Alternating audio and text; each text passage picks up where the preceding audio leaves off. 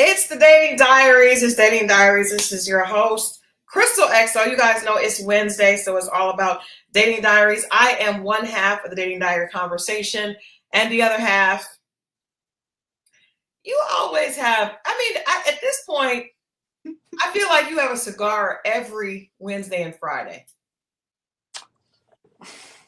It's become a routine now. I'm trying to get a sponsorship. I'm working on something. Well, actually, it was Atlanta Cigar Week. Did you know that? I sent it to you. Yeah, you did, and I forget it's every year. About this, I forget it's in September. They have one every state, you know. Yeah. But I mean, we are in Atlanta. Yeah, we are. How are you? Happy Wednesday. Happy Wednesday. I'm good. You know what? I'll be honest with you guys. I was stressed last few days. What's up, Marriott? I have been super stressed because I have this big campaign that I'm doing for a client next week. And I also have a big event tomorrow. And I also have my birthday, my anniversary, and my husband's birthday is this weekend. I'm glad you said that. Hey, before you go any further, because I meant to say this Sunday, I think we were on. Yes. Crystal's birthday, y'all, is Friday. It is Friday. Crystal's birthday. I'm just putting that out there so y'all know what we're going to do when Friday comes. Everybody be prepared. We're going to, y'all know what to do. Y'all know what to do. But Friday is the day. So I just wanted to put everybody on the alert. It is a full plate, and it is a big number, and we're not going to speak about it. But yes, so I was just kind of stressed. But can I tell you know what? I just want to say that sometimes I had to have a meeting with the client, and I had actually, honestly, I had dropped the ball. And because I had a lot going on, I just have a lot going on, but I dropped the ball. So when you are the name on the company, you have to take responsibility for it no matter what. And it was just an uncomfortable conversation, but I just took accountability, had the conversation, and everything turned out fine. And I just wanted to share that because sometimes, in business specifically, nobody is perfect. Like I saw somebody left a comment in the chat section and was like, well, you must think you're perfect. Absolutely not at all. And I juggling my PR brand, the writer, we have a big event with the magazine that I'm editor-in-chief for and a part owner of. It's just a lot. And I dropped the ball with this particular situation. Was I trying to? No, but guess what? All that matters is you did. So I dropped the ball with something I had to make up for it. And the client wasn't happy, but we worked it out, got to a better place. And so that's just a part of business. I think everybody, and I just think it's important to share that. Like, I'm a business owner. I am not always right. Do I make mistakes? But I think a part of being able to be successful is having the ability to acknowledge and to deal with mistakes. And that's one of the things that's been difficult for me to realize. I'm not perfect.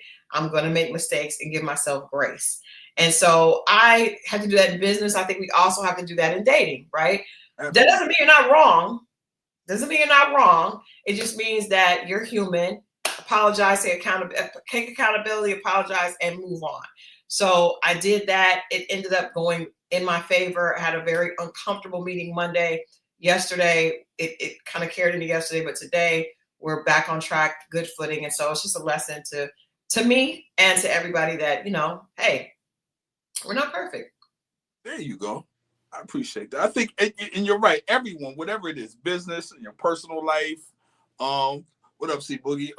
Yeah, man, it's just one of those things. And I think the more you in denial about it or don't try to do it, I think you prolong what's necessary, and then you just sometimes even make it even worse, and it can bleed over into friendships or whatever. So, I mean, and we all know we're not human. I mean, we all know we're not perfect, right? And I think, and other people know that. So right. I think it's not like we had a conversation the other day about social media. And how I was telling you, like, people, I heard someone complain about someone else, and it was like, they just show the highlights of their life. I'm just like, well, what are they supposed to like? You would be naive to think that they don't have issues and problems and things that happen. So if they show that, are they doing that for you? Because they already know. Sodomisha. Yes, all the Sodomisha. Yeah.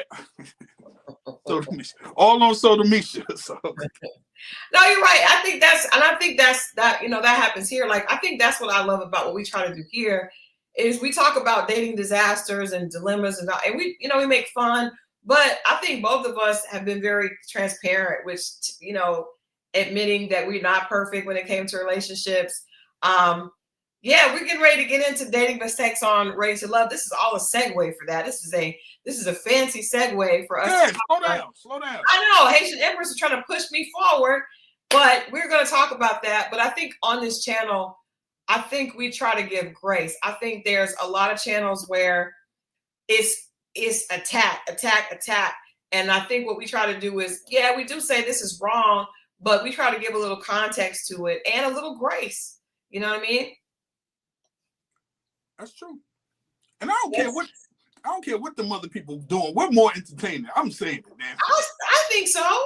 I think it's a good time. Hey, I tried to sit through a couple people. I can't do it. I'm not gonna say any names, but I saw some of it. I was like, I can't do this. I can't do it. But you know. But we welcome everybody. We welcome y'all. We really appreciate it. We really do. We do. I feel like these especially dating diaries is a snapshot into the conversation between a platonic male and female, real friends, right? Not trying to, and this is just literally how our conversations go. That's what's so funny about it, the fact that people enjoy that. And it's cool. But yeah, let's well, you know what? Let's remain true to our brand. And we talk about dating disasters, dilemmas, and deal breakers. And so I would like to ask you, do you have any, after seeing, because I think we all learn from what we see, do we have any deal breakers? Do you have any new deal breakers? I will say this, and this is kind of related to Ready to Love. I think one of the things that I learned, and of course I'm not dating, I'm not in the dating world. For those of you that are a part of the XO family, you know that I'm I was married. I was like, but I was married, but I was single for a long time. And I think what I learned is watching Ready to Love this season is that it's important to not waste people's time. Fail fast. And I think fail fast is a great lesson in business. And it's also a great lesson in dating. And so I think there are certain things that if I see them early and I know that they are a deal breaker, then I need to move on. One of the things that I know is if you meet a person first date and they say they want to have children, amen. But in times past, I would, when I first started dating, I was in my early 30s, and I would sometimes I would date a person because I was so attracted to them, or I really thought they were a good person, and I would make allowances. But I think the biggest thing is to fail fast. And one of my girlfriends, actually, Chili told me that.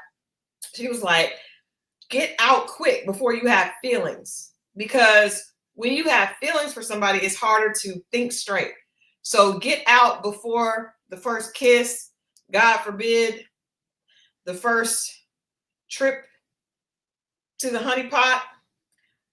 Because once you do that, sometimes it can be difficult to disconnect or to think straight. So what you got to do is you got to get those red flags and acknowledge them before you move on that intimacy journey. How can you do that about spinning his bread up too? Don't just do it when you get to that part. First of all, this was my deal breaker. This was not yours.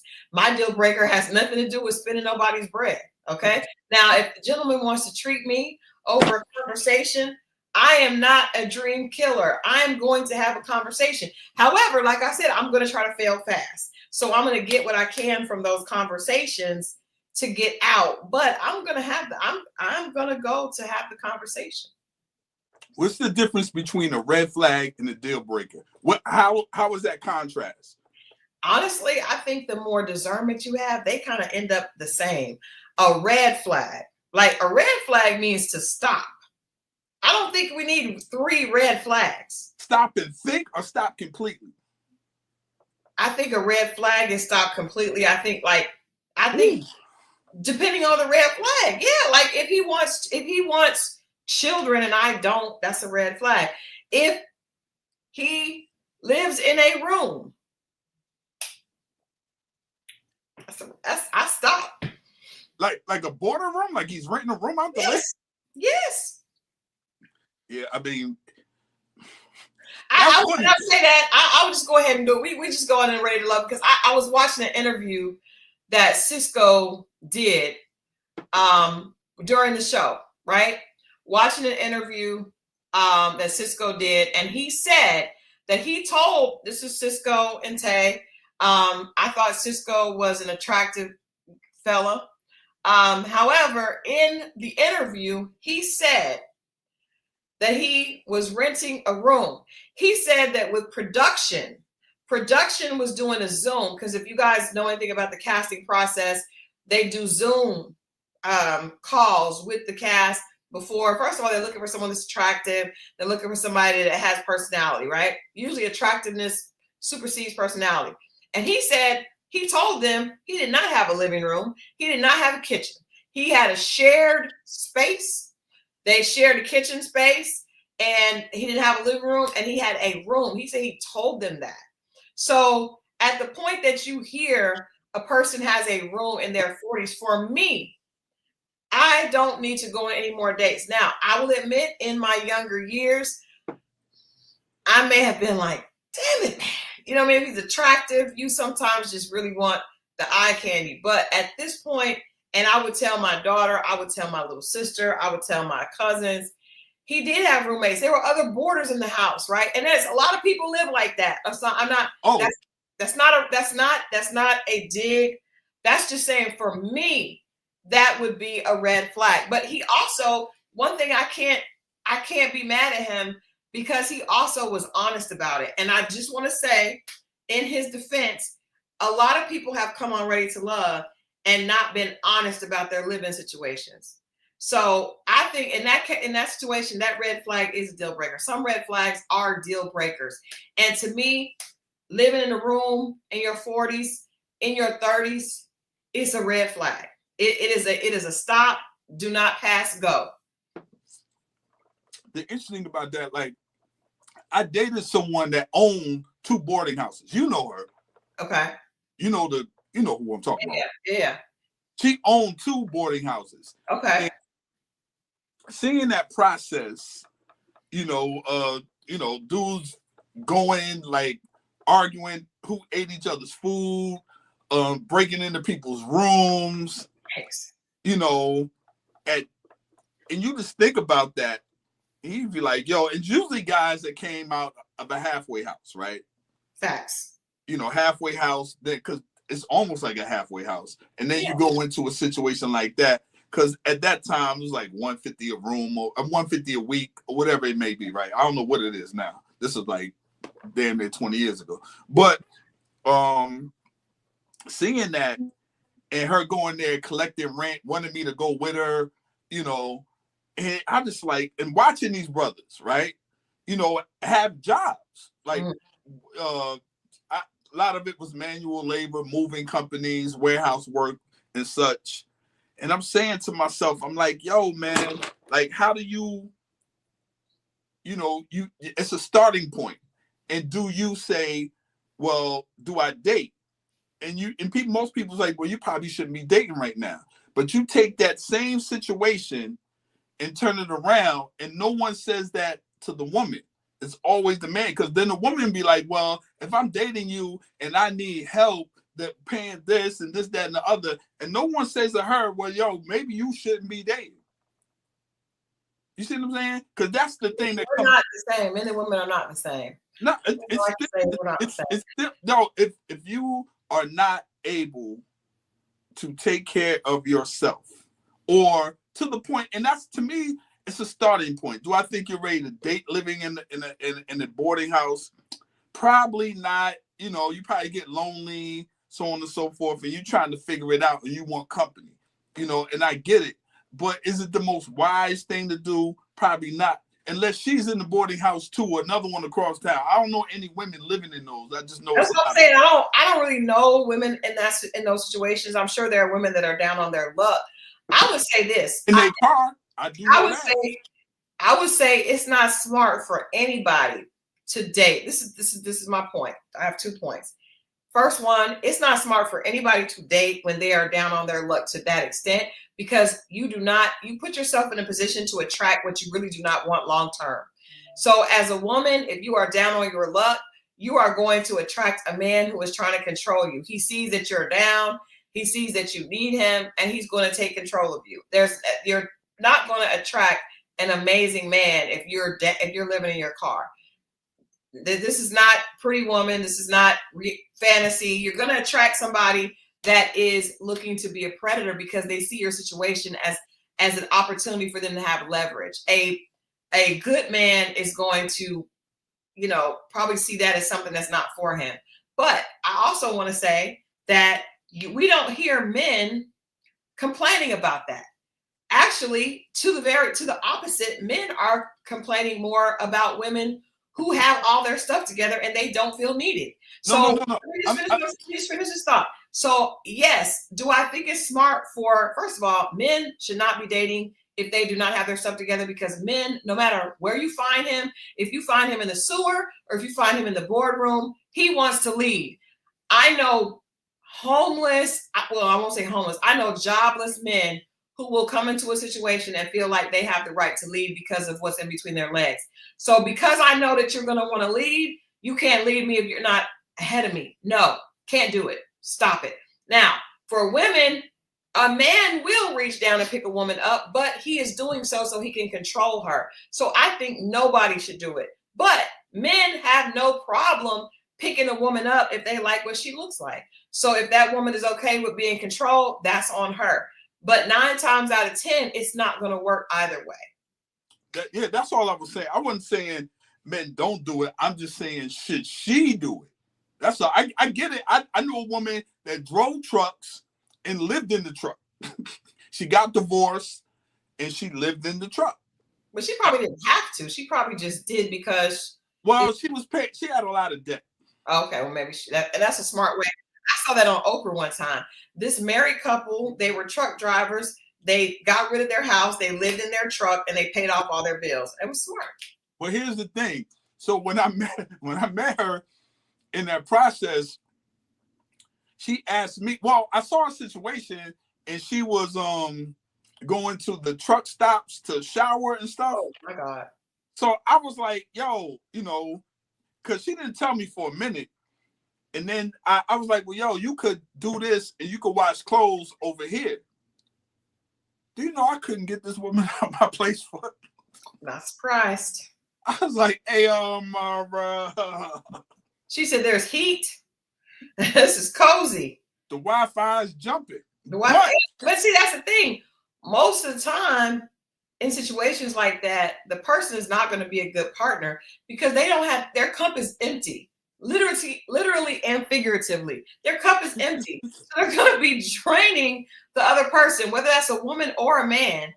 They are not going to be an equal partner. Now, if you're a man and you want to manipulate, then this is a great opportunity. But 9 times out of 10, once you home her, she gonna leave you for the next man. It's just not a good time. It's not a good time. It's not a good time. All right, let's know. Do you have any? Based on Ready to Love, do you have any deal breakers, new deal breakers, or did you see anything that caused you to have a new dating dilemma? Would you date a woman who has a baby daddy in prison? I have. I bet you have. This nigga here. Yeah. I mean, listen, man.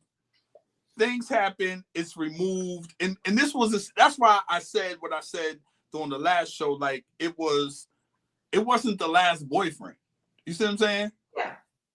But at the same time, I mean, things happen. things happen, and I don't necessarily have a problem with that. In my situation, it was in another state. Mm-hmm. The man's incarcerated in another state. Okay. You know, but I still wouldn't have no problem. Like, speak to your child. Like, I'm not on that type of time. Like, it is what it is. What's up, Emma? What up? But I mean, if we start blaming people for past mistakes, right? Mm-hmm. We've all made them.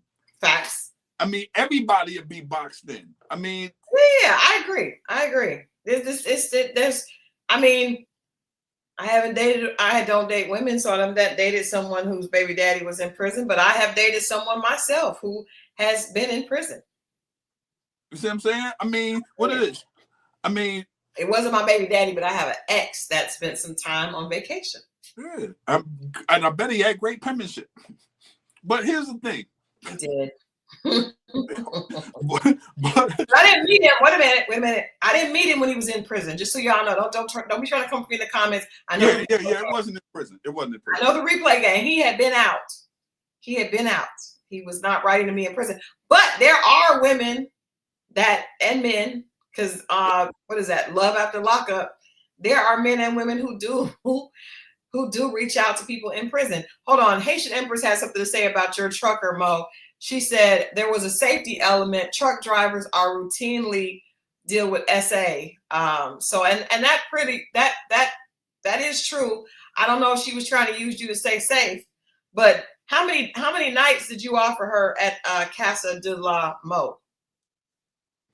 That was it. The one night? She washed her clothes. She stayed. It got late. She tried to act like she was about to leave, and it was late. And I knew what the truck thing was because I picked her up from the truck station. Did you like this woman, or was at this point did you still like her? Why'd you make her leave and go back out the same night? Her clothes might not have been all the way dry. No, because we were having a great time. It was cool. 3 a.m, she was like, "Well, I probably should be," and I'm like, "Well, you already here." We left like maybe 9:30. The next morning, I dropped it back off to the yard. She got in her truck and went about her business. And that was it. Shout out to her. But I was just like, she got real, you know how they go. They get comfortable. And I didn't mind that. But when she was like, she was living there and just a lot. I know she went through a divorce. I do know that. Divorce does put people back. I mean, I ended up staying with friends, obviously, when I went through divorce. I had a brief time where I had to stay with some friends, but I also don't think that's the time when you should be dating. And the funny thing was, I will say this, when I was at my lowest, more men wanted to date me than when I'm in a great space. There was a man, I mean, there was like, I got people wanting to marry me. Like when they sense. I want to tell the story so bad. What story? The Greyhound situation. I'm not going to do it. I'll let you go. Go ahead. No, I mean, you know more details than me, but it was hilarious. Can you please tell us the story? Oh man, that's a long story. Now you don't have to get up before or after. Yeah. So I had gone through a heartbreak, and I didn't have any way to get back. I needed to go quickly. And I didn't have a lot of money because I had a lot going on, but I needed to go quickly. So I got on a Greyhound bus. Now, I was taking the bus from Texas to Atlanta. Now, I was really going through a bad breakup. So you know how you sit in the corner? First of all, I've not been on a Greyhound bus since then because buses are not they're horrible. No disrespect to the Greyhound, but so I was crying in my seat, like turning my head to the side. And you guys know that I think predatory men can sniff out a sad woman. So this gentleman, who was also on the bus, came over to find out what was wrong. He asked to trade seats with somebody. The person let him leave, and I'm distraught. So he's like, what happened? And so I start talking to this person. You guys know I talk to anybody. I start talking to this gentleman. He decides and this is a long ride because there's several stops. that he decides over the next couple of hours that he is going to take care of me and he's going to make everything right. This gentleman, so when time to stop, we got out. He got me something to eat. Other people would try to talk to me. He did not. He was like, trying to keep everybody away. It was like, I think they can smell the desperation and the sadness. It just attracts them like flies. So we're sitting there and he's like, he told me, I don't even know if you remember this. The man told me that he had lost his wallet, but he had all this money and he had a house here in Atlanta. He was coming back and he was only on the Greyhound because he had lost his wallet and he needed he had cash. He didn't have and you don't have to have like a ID, at that point to get on the Greyhound. You just pay your cash. You don't have to have any identification. So he claimed that was why he was on the bus, that he had all this money. I don't know if he was a pimp, Edna. All I know is that for that rest of that ride, because I missed one bus, I was a mess. And he became my protector for about 14 hours, right? He was just like, I'm going to make sure that you're okay. You don't have to worry about this. This is horrible. And I'm going to take care of you. So I had called Moe and our other friend, John. I actually called Moe and Moe was like, me and John are going to come pick you up from the bus station. So we pull into Atlanta. I'm looking out the window and I see Atlanta. And suddenly I started to feel better. I called Moe and I was like, I'm pulling up. He was like, okay, we're here, making sure that they were there before I got off the bus. I all of a sudden started to see clearly. Now, I will admit, as a woman, it does feel good when a man is catering to you, right? Because he kept buying me food. Whenever we would stop, he was just saying all these things. We're going to get you some clothes. I'm going to take you shopping.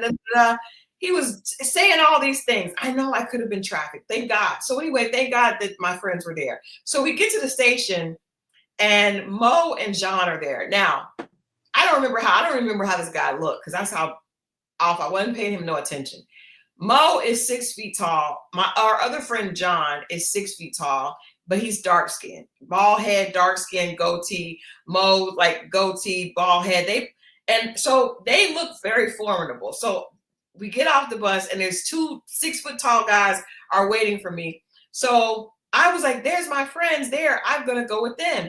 And he pulled me he said, I don't feel comfortable with you going with them. I don't think you should go with them. I was like, well, let me talk to them. So I went over and told them what was going on. And at that point, now I'll let you jump in with the rest of the story. I think you're missing a very important element. What? I'm just gonna let you figure that out because I don't know what it was. You might not want to tell that part. No, I can't. I don't mind. Go ahead. We've talked about you a lot. Go ahead. I mean, did he offer any money to you to help you get on your feet? But he kept telling me he was going to give it to me the next day, Mo. He kept saying he wanted me to come with him. He wanted me to come with him, and he said that his place was here, and he was going to take me shopping the next day. He was promising me so much. Did he give you an advance for that? I can't remember. Damn it, nigga! You forgot that he gave you $400 in cash. Oh no! Oh, shit. Yeah. Okay. I didn't want to have to say it.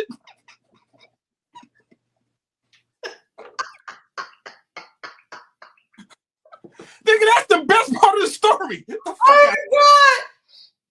I knew he gave me something, but I didn't remember. And again, guys, I know it sounds okay. He did.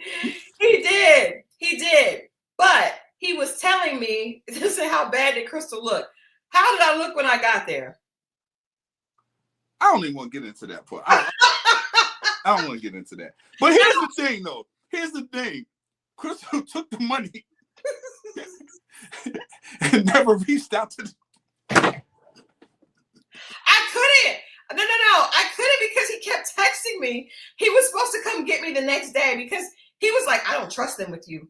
I don't trust them. And I was like, but they're my friends. Nigga, we don't trust you.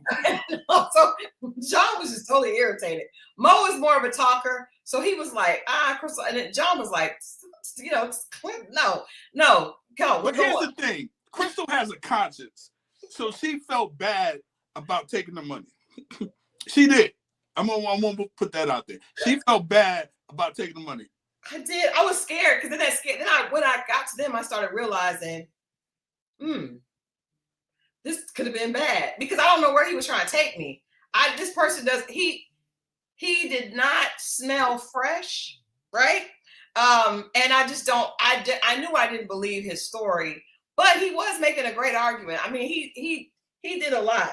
He had a lot of cash, just for bus food. The food that was like, we went to my house. Because we like some stops are there for like 2 hours. So we would go like around and get something to eat and then we would talk. And he was so attentive. And then other people would try to come around like, is she okay? And he's like, I got her. She's good. I'm going to make sure you're okay. You don't ever have to worry about anything again.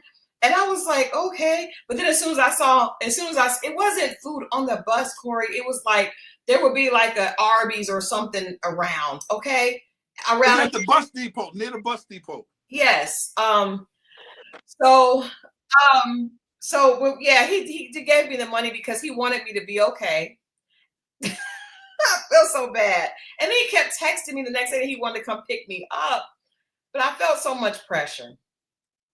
She never went, and that was the end of that. No, I don't even, I'm telling you, you know what's sad? I don't remember that man's name. I don't even remember what he looked like.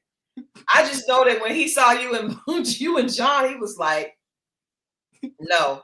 I do not trust you with him. And I was like, but these are my friends that came to get me.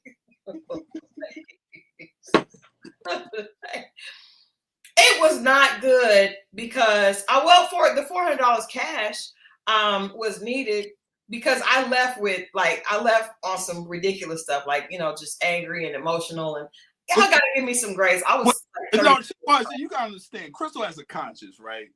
So she's just not out just taking money and not feeling the way. I was like, man, F him. You got 400, you good. Don't worry about that. If he gave it to you, he can't afford to lose it. I was on that type of time. Yeah, he did. Mo was talking. John was just so irritated that I was talking to the man and that I had taken the money. He was irritated with me. But Mo was like, survival mode. Like, get away from him. You don't owe him nothing. It's cool. This is what he was probably trying to do. Yeah, it was crazy. It's crazy. Crazy. Don't block your blessings. I did forget about that, but I do remember because he was like, I'm going to give you this money. And I want you to he was just trying to tell me to protect me from Mo and John. Meanwhile, he was texting me the next day to come pick me up from their house. He did not want me to stay with them. Hilarious. Yeah, that was a good story. So see, whoever that person, I'm definitely not perfect, but I did make it home and I did eat. I did get a little extra for my pockets. No, but even after that, and then you just think about like your journey, whether it's you, whether it's the guy that's in a boarding house or whatever, whether it's anyone listening right now, like you could be at one space in your life. It doesn't mean that you have to always be there. Like issues and things that happen to you is what you're going through, right? It's not what it's like. Remember back in the day, you would travel like out of town or go somewhere in a radio station. You'd be in the car and you drive through a tunnel and the radio station will go out. Yeah. Then you come back in and it'll come right back on. Yeah. Well, that's what it is in life. Like things that are happening to you is what you go through. You come out the other end. You don't sit and park inside the tunnel or you don't sit and park, in things that happen inside your life. You're going through something and you come out the other end, whether it's Christal, myself, whether it's you guys in the chat or whomever. Like, I just want people to understand that, like, think about the worst thing that you've ever experienced and then you went through it and you came out the other end. Yeah. At the end, it all really does work itself out, but you just got to keep the faith. And one of the worst things you can ever do, and I had to learn this, was panic. You know, because it really does work out at the end if you keep the faith and you work towards or walk towards whatever it is that you're trying to do. Now, I just wanted to put that out there because I know people. Like that. That's a great example with the static, and because you can lose. Sometimes when you hear that static, you start thinking that you're not that you're lost and that you're not able to get back on track, because that was a really good analogy. That static can become very loud and can make a lot of people want to give up. And I'm not gonna lie, at times I did want to give up in that journey. That was a dark time, and that's why Mo and I are so close, because we went through some dark times together on both of our parts, but our friendship pulled us through. And he would always make me laugh. Like, it's hard to laugh when you're going through that. But they would always try to make me laugh and try to make me be thankful for the fact that I was in a good space. So no, and yes, and the Lord did keep me from harm and danger. And I think also, and I say this, I feel like God put, there's a reason that I was going through a ridiculous heartbreak, right? The type of heartbreak that can make you really hate the opposite sex. But for God to send two guys that, to look out for me. I didn't have any female friends here. All I did was work, and I met them through work. So that's how come we became friends. It wasn't like I was out meeting people. We would work together. We worked together a lot. So it was very, very strategic, I believe, in God's eyes, to put two men as the one that helped me and kind of guided me through that. Because if it was women and they were just like, oh, forget these, I might have had a more negative outlook towards men. But these were guys that just were my friends. They didn't try anything. They actually treated me like a little sister at that point. And I remember, this is funny, I know I've shared this before, but I didn't have any clothes. So I had to get clothes again, go buy clothes and stuff, because I just didn't have anything. I had lost all my stuff. So I remember they went with me. I know they did not want to, but they went with me because I was just so fragile at that point and sad. They went with me to a clothing store, and they're like, and I'm like 5'2", so I'm in there, and then I've got these big, tall guy friends, and they're like, put that on. Put it on, like, see what that looks like. And I'll go in there and come out, and they'd be like, no. And what I realized is I was buying clothes. Mo and John helped me see this. I kept going to stuff that was black or brown because I was sad, right? And I was also I've always been curvy, and I was trying to hide myself in those colors. And they were just like, why do you keep coming out with put on some color? And I never even saw that. So I think it's really important for men to always have female friends, and for females to always have male friends that are platonic, because they give you the advice that you would not get. I never had anybody say, why are you wearing black and brown all the time? Gray, black, and brown. I didn't start wearing colors until then, because they kept saying, no, come back in. And the lady that owned the store, Rose Couture, the store was on Old National, which is crazy. You never think you would find like these amazing pieces, because I was an entertainment publicist, so I had to have stuff to go to events that looked nice. So I would save up and buy one outfit and go to an event. And this boutique on Old National, now it's on 138 if you live in Atlanta, had these amazing pieces. And the lady, she would be like, your friends really love you. Like, they come, because I know they did not want to do that. Now looking back on it, but they were trying to help me. You know what I mean? And I just, that's why y'all can say whatever y'all want to say. We know our history and where we've come from. We've been able to see each other through things. And I know that God put certain people in my life at that time. And it stopped me. I couldn't be angry at men. I couldn't hate men, because, the guys that I had worked for that were my friends were helping me through it. I have another guy friend that we became very close. He was a manager, and I did not want to work in entertainment anymore. I had given up. And he was like, nope, I need you to meet with me. And I was like, why do you want to meet with me? I done lost weight. I don't have anything. And he was just like, nope, it has to be you. And that was tricky. And so we went I started working and got the biggest client of my life at that time. And my career took off in a totally different way. So no, I'm not perfect. I don't think any of us are. We all make mistakes, but I do think we should learn from them, and we should share, with other people, so that we can keep them from making those mistakes. It's community. It all starts with community. I was talking to someone today at my job, and they were talking about what's going on in the country. I don't know if people are aware of what's going on with the federal government, and Trump shutting down, all these things, right? And they were just trying to explain to me, like, it is making stuff so very black and white and racial.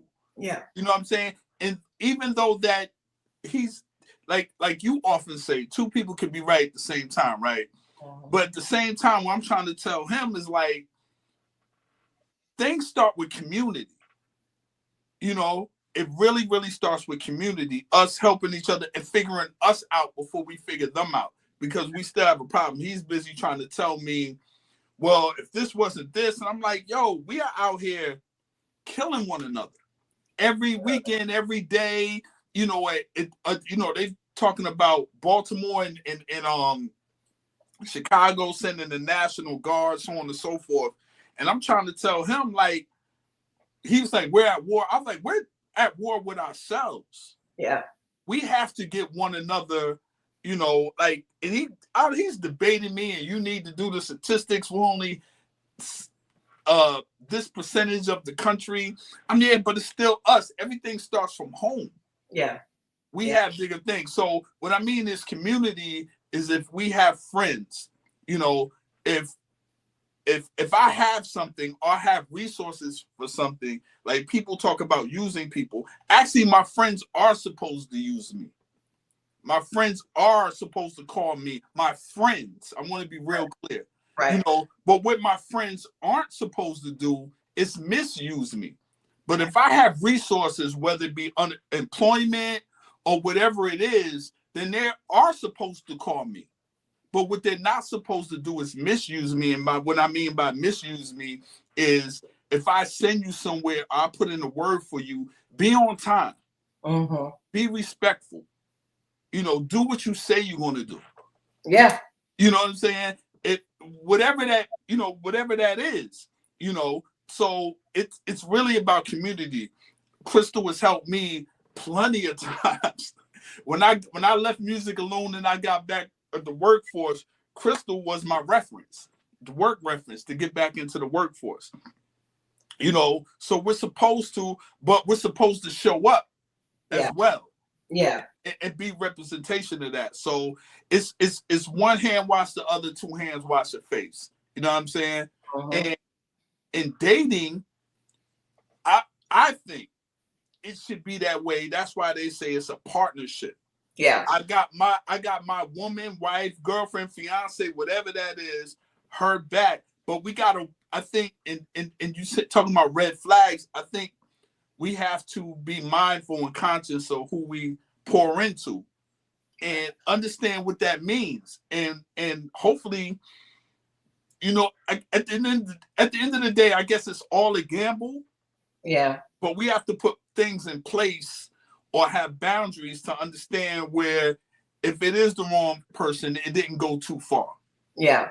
Yeah. None of us are perfect. And you stepping out into this world, and especially once you're talking about spending your rest of your life with somebody, and you really have to put these things in place to protect you. Yeah. And I just really feel like that. I love community. Our friends, and we circle, I introduced this guy. But the wild thing is, I've had some people introduce me to people, and we wind up being closer than the person that introduced me, and then they got mad. Yeah, that can feel strange, but I've learned, I think it can feel strange. I've had people do that. I've definitely had people climb over because, like, I introduce them and next thing you know, but just do business. Yeah. You know what I mean? Yeah. I want to say, speaking of our community, I want us all to send positivity to Tammy. Tammy says she got her furlough letter from work today after closing out the budget for the year. Mm. And I see a lot of you are already giving love to her. And Tammy, we know that God has it all worked out. Your steps are already ordered. But we just want to give you some XO family love and support. You're someone that's always here. We really appreciate that. And we definitely, unity and community, that's what we're talking about. It's like supporting each other and just saying, you got this. And I think whenever you have a situation, what I just shared with you guys, you have no idea what that time was like, but I have seen how God worked in my life, and something that I thought was for bad ended up being the gateway to my biggest career, success. And I know that more is coming, and I think that's the same for you. I love that. So you guys, Tammy, we're gonna keep loving on you, and definitely, reach out. This is a place where we just kind of, we laugh and kiki, but we do love and appreciate each other, specifically the ones of you that are close knit part of our family that are here all the time. And yes, Tammy, we know that you are blessed. But I think that allows you to bless others. You're a great voice here. But we do have to be mindful. And I think, we talk about dating, but all of this goes into it. Nobody is exempt from going through, disaster, financial, hardship. Nobody is exempt. And I just, what, let's start with Cisco, because I was going to start someplace else, but let's go ahead and start with Cisco, because I think that a lot of people, we have fun, we do a little kikiing, right? But a lot of people did not have any type of empathy for his situation. Like, and we know we laughed and we called him, I think it was Holbrokey or something like that. But the reality is, I don't think being broke makes you a bad person. That's Cisco and Taye. I'm glad you being said broke that. does not make you a bad person. We're just talking about the mistakes, the dating mistakes made on Ready to Love. And I feel like, and I wanted Mo to talk to the guys, but because we've been talking about times when I had financial ruin, times when other people have financial ruin, I can say, yes, Buff Brokey. Thank you, Haitian Empress, for reminding me of what the nickname was. But I think that the reason, my advice to Cisco, my dating advice to Cisco, if he was a friend of mine, right, at that time, would have been to get yourself together. And if you meet a woman that you feel like is a bright light for you, I think that what I've learned in, all my years on this planet is that honesty is always best. But I think it would have been better for him to keep her as a friend until he got on his feet. I think it would be better to keep any woman as a friend, because as a woman, I can say, if a man said to me, I really like you a lot, but I know I'm not ready to take the next step. Not only am I not ready to take it with you, I'm not ready myself, because you cannot lead somebody else when you are not able to effectively lead yourself. So I would have suggested to him, if he was my friend, hey, get yourself together. You can stay in touch with her. I referenced the scripture. You guys know, how I feel and my religious beliefs. There's a story in the Bible where Jacob sees a man named Jacob sees this woman that he loves, and her father requires him to come and work for him. He worked for the woman for 7 years. Now, I'm not saying that you have to work for 7 years, but I am saying that if you really want a woman and you really want a healthy relationship, then you will do what you need to do to get in place. And at the end of that, if that woman is not available, that's okay, because another one will come. That just means she wasn't for you. But I would have suggested to Cisco, do not go on a show trying to find love, because it's going to make you look like a hypocrite. You are on this show. You don't have anything. You're not ready to be a boyfriend, let alone a potential fiance, and definitely not a husband. So my advice to him would have been to keep a connection with Taye, and to any woman that he was interested in. If you meet a woman and you're interested in her, be her friend, but focus on you, because you will have a better response from that woman. See, if you get with her and you're in a room and she's up, it's going to be hard for her to respect you and listen to you. But if she sees you get yourself together and get your stuff together and then come to get her, it's a lot easier for her to respect you and to see you as first of all, equal, and then someone that could potentially lead. So I think that his intention might not have really been to find love, but if he was a friend of mine, I don't think there's anything wrong with him. He's a very attractive man, but I do think that he should have gotten himself together before trying to date. I also think that if you are in your 40s and you would quit a job for a modeling gig that doesn't pay, that definitely means you're not ready to be in a relationship where there would be responsibilities. It means that you're still chasing your dream. And if you want to chase your dream, that's fine. But you cannot chase it and also date with intention. That's my long and short on Cisco. Mo? Woo. Okay. Oof. It's two parts. It's hard. Like, it might not seem like it. It sounds very easy to do, but when it's happening in real time, like, you know, that affection, that love, that one, it, as much as we can say it's not a real time, to that person, that's when they feel like they need it the most. And let me be real clear. Everything Christal said was 1000% right. But when it's happening to you in real time and you're going through that, you feel like you need a hug. If you feel like you need someone there, and here it is. And the tricky part is it might be the wrong person, but someone showed up like, oh girl. Pardon me, I'm forgetting Chenise? her. Huh? Chenise? Chenise. She's next.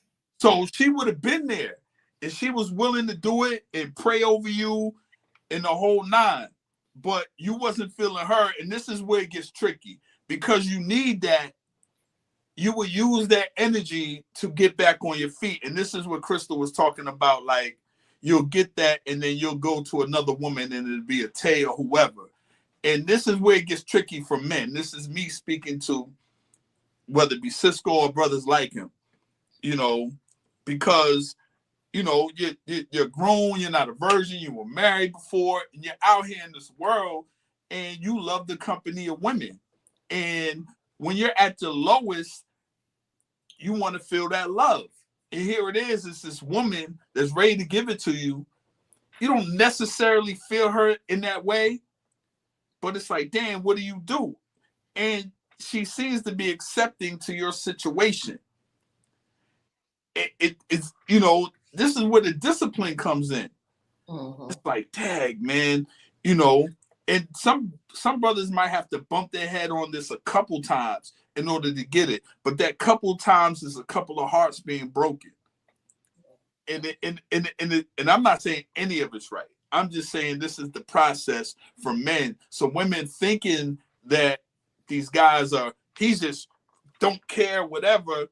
He has feelings too, and they're misplaced, and he doesn't know where to place them, or the timing of them.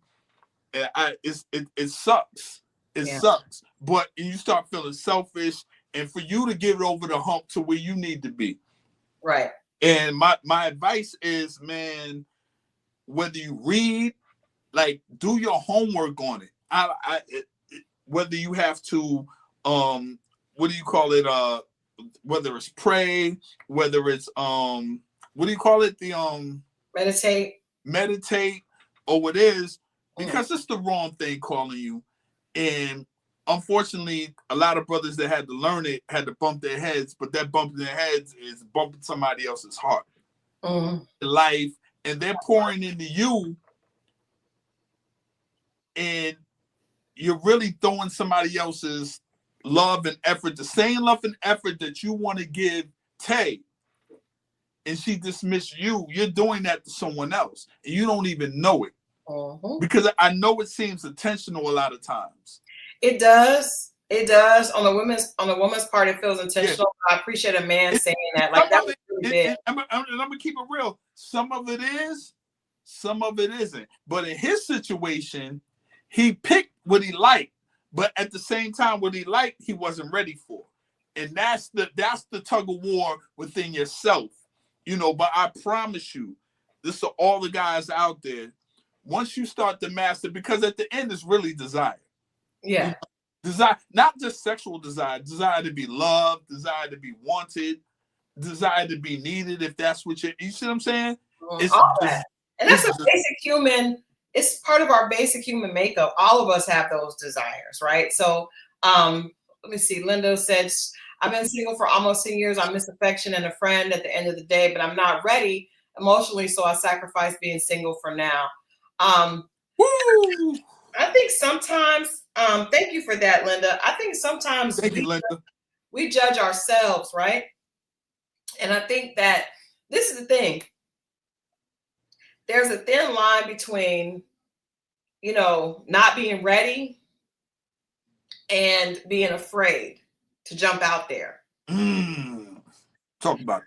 So, like, I have a friend that I told you guys about her. She had not been dating for a long time. And I was like, I would try to give her little gentle nudges, but she's clapped back very strongly that she did not want to date. She was not ready to date. And I suggested, I just think online is easy because it allows us to practice, right? You don't have to be in the person's face. You can have conversation. You can learn how to turn off and fail fast. Or scream. Right. Well, that is what it is. So you talk to someone, you don't like their conversation, and you move on. And she wasn't ready, but then she reconnected with someone from her past. He ends up being this person that always had a crush on her. It almost seems too good to be true. When she started dating him, then she started feeling like, wait a minute, I don't like this. It's because it's easy to run, right? Because she had built up that fear. And so I think that, Linda, I'm not sure how long you've been working on yourself, but be mindful that getting back out there, sometimes it can feel like, how when you go to the pool or the ocean to jump in and it's cold, you could put, let me get ready. But if you just stand there, for me, I'm not the person that's going to jump. I'll put a toe in and I'll be sitting there looking at it literally at some point, you have to make yourself try, right? And I'm not saying that that's the situation. I'm just saying sometimes it can get very comfortable and safe not dating. I got into those spells myself where I would date, and then if something went wrong, I would swear off dating for like 2 or 3 years. And that was crazy because, yes, I was pausing to work on myself. Marriott said only women pause dating to work on themselves. But some of it is also we pause because we're hurt and we're afraid. Men don't necessarily have the same type of fear sometimes. See, Linda, so I would just say be careful that you don't wait too long or punish or penalize yourself because of fear. Make sure that it really is you not being ready. But sometimes you have to do it scared.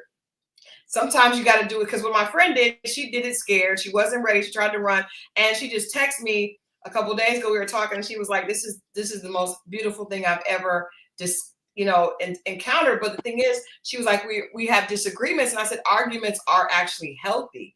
Disagreements are healthy. You're not going to find someone that agrees with you all the time. You have to learn how to disagree in a healthy way. And if you stay away from it, I'm speaking from personal experience. Every time I stayed away from it, when I would wait 2 or 3 years, 4 years to start, then I jump back in. I'm right back where I am because I'm not used to dealing with somebody else. And being married has been difficult because I did spend so much time single. So whenever something went wrong, I would bail. So I have to learn how to not initially bail. But I will say, for those of you that are saying you don't like online dating, the girlfriend that I tried to convince, she ended up not having the online date. The guy that she is with, she met him at a day party and they already knew each other because they went to elementary school together. So this was the guy that she bought a drink for, by the way. It is a guy that she bought a drink for. She did, guys. Mo was right. Put that out there, you know what I'm saying. But she bought a drink for him because she already knew him and she didn't think he was trying to holler at him. She just thought it was a casual, a friend, like I've known you for a long time. And I wouldn't say online is not for Black women, PRM, because I actually met some good guys online.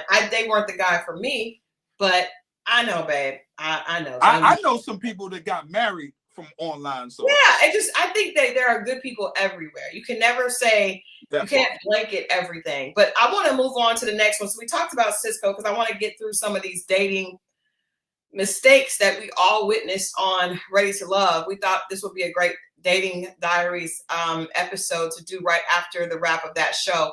So the next person I want to talk about is Chenise. Chenise is the young lady that everybody was saying that Cisco, there were a lot of people in the chat saying that Cisco should have picked her because she was willing to be there for him and she was willing to go through all the things. But I say that that's not true for two reasons. Number one, he wasn't as attracted to her, and nobody wants to be a consolation prize. And then second of all, her willingness to deal with things were based more in her inability and her low sense of self rather than actually trying to be there for a man. And I can prove that by the fact that she was giving the same energy to Fritz. And I think another one of the guys, that's just who she was. I also feel like this season, the people in Philly were using prayer as a way to try to mac on people. And I thought that was wild. If you notice that she was like, she sent Cisco prayers. Fritz sent her prayers. Like, first of all, what is Fritz praying? What prayer is Fritz sending? Okay. No disrespect to Fritz, but you know, I kept hearing that people that was part of their game on Ready to Love Philly. My thing with Chenise, where I think her mistake is leading with sexuality. And I feel like this is a mistake that a lot of women make.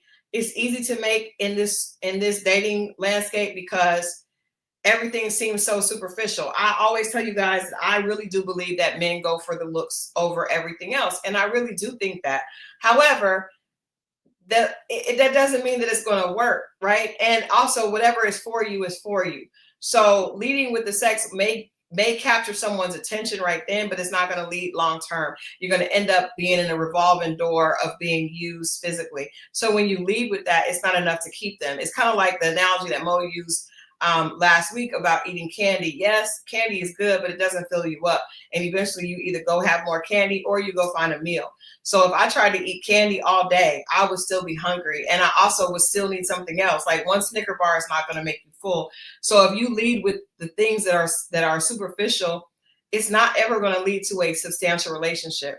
So I think that as a woman, sometimes it can feel like if I can't attract them with my body, what else do I have?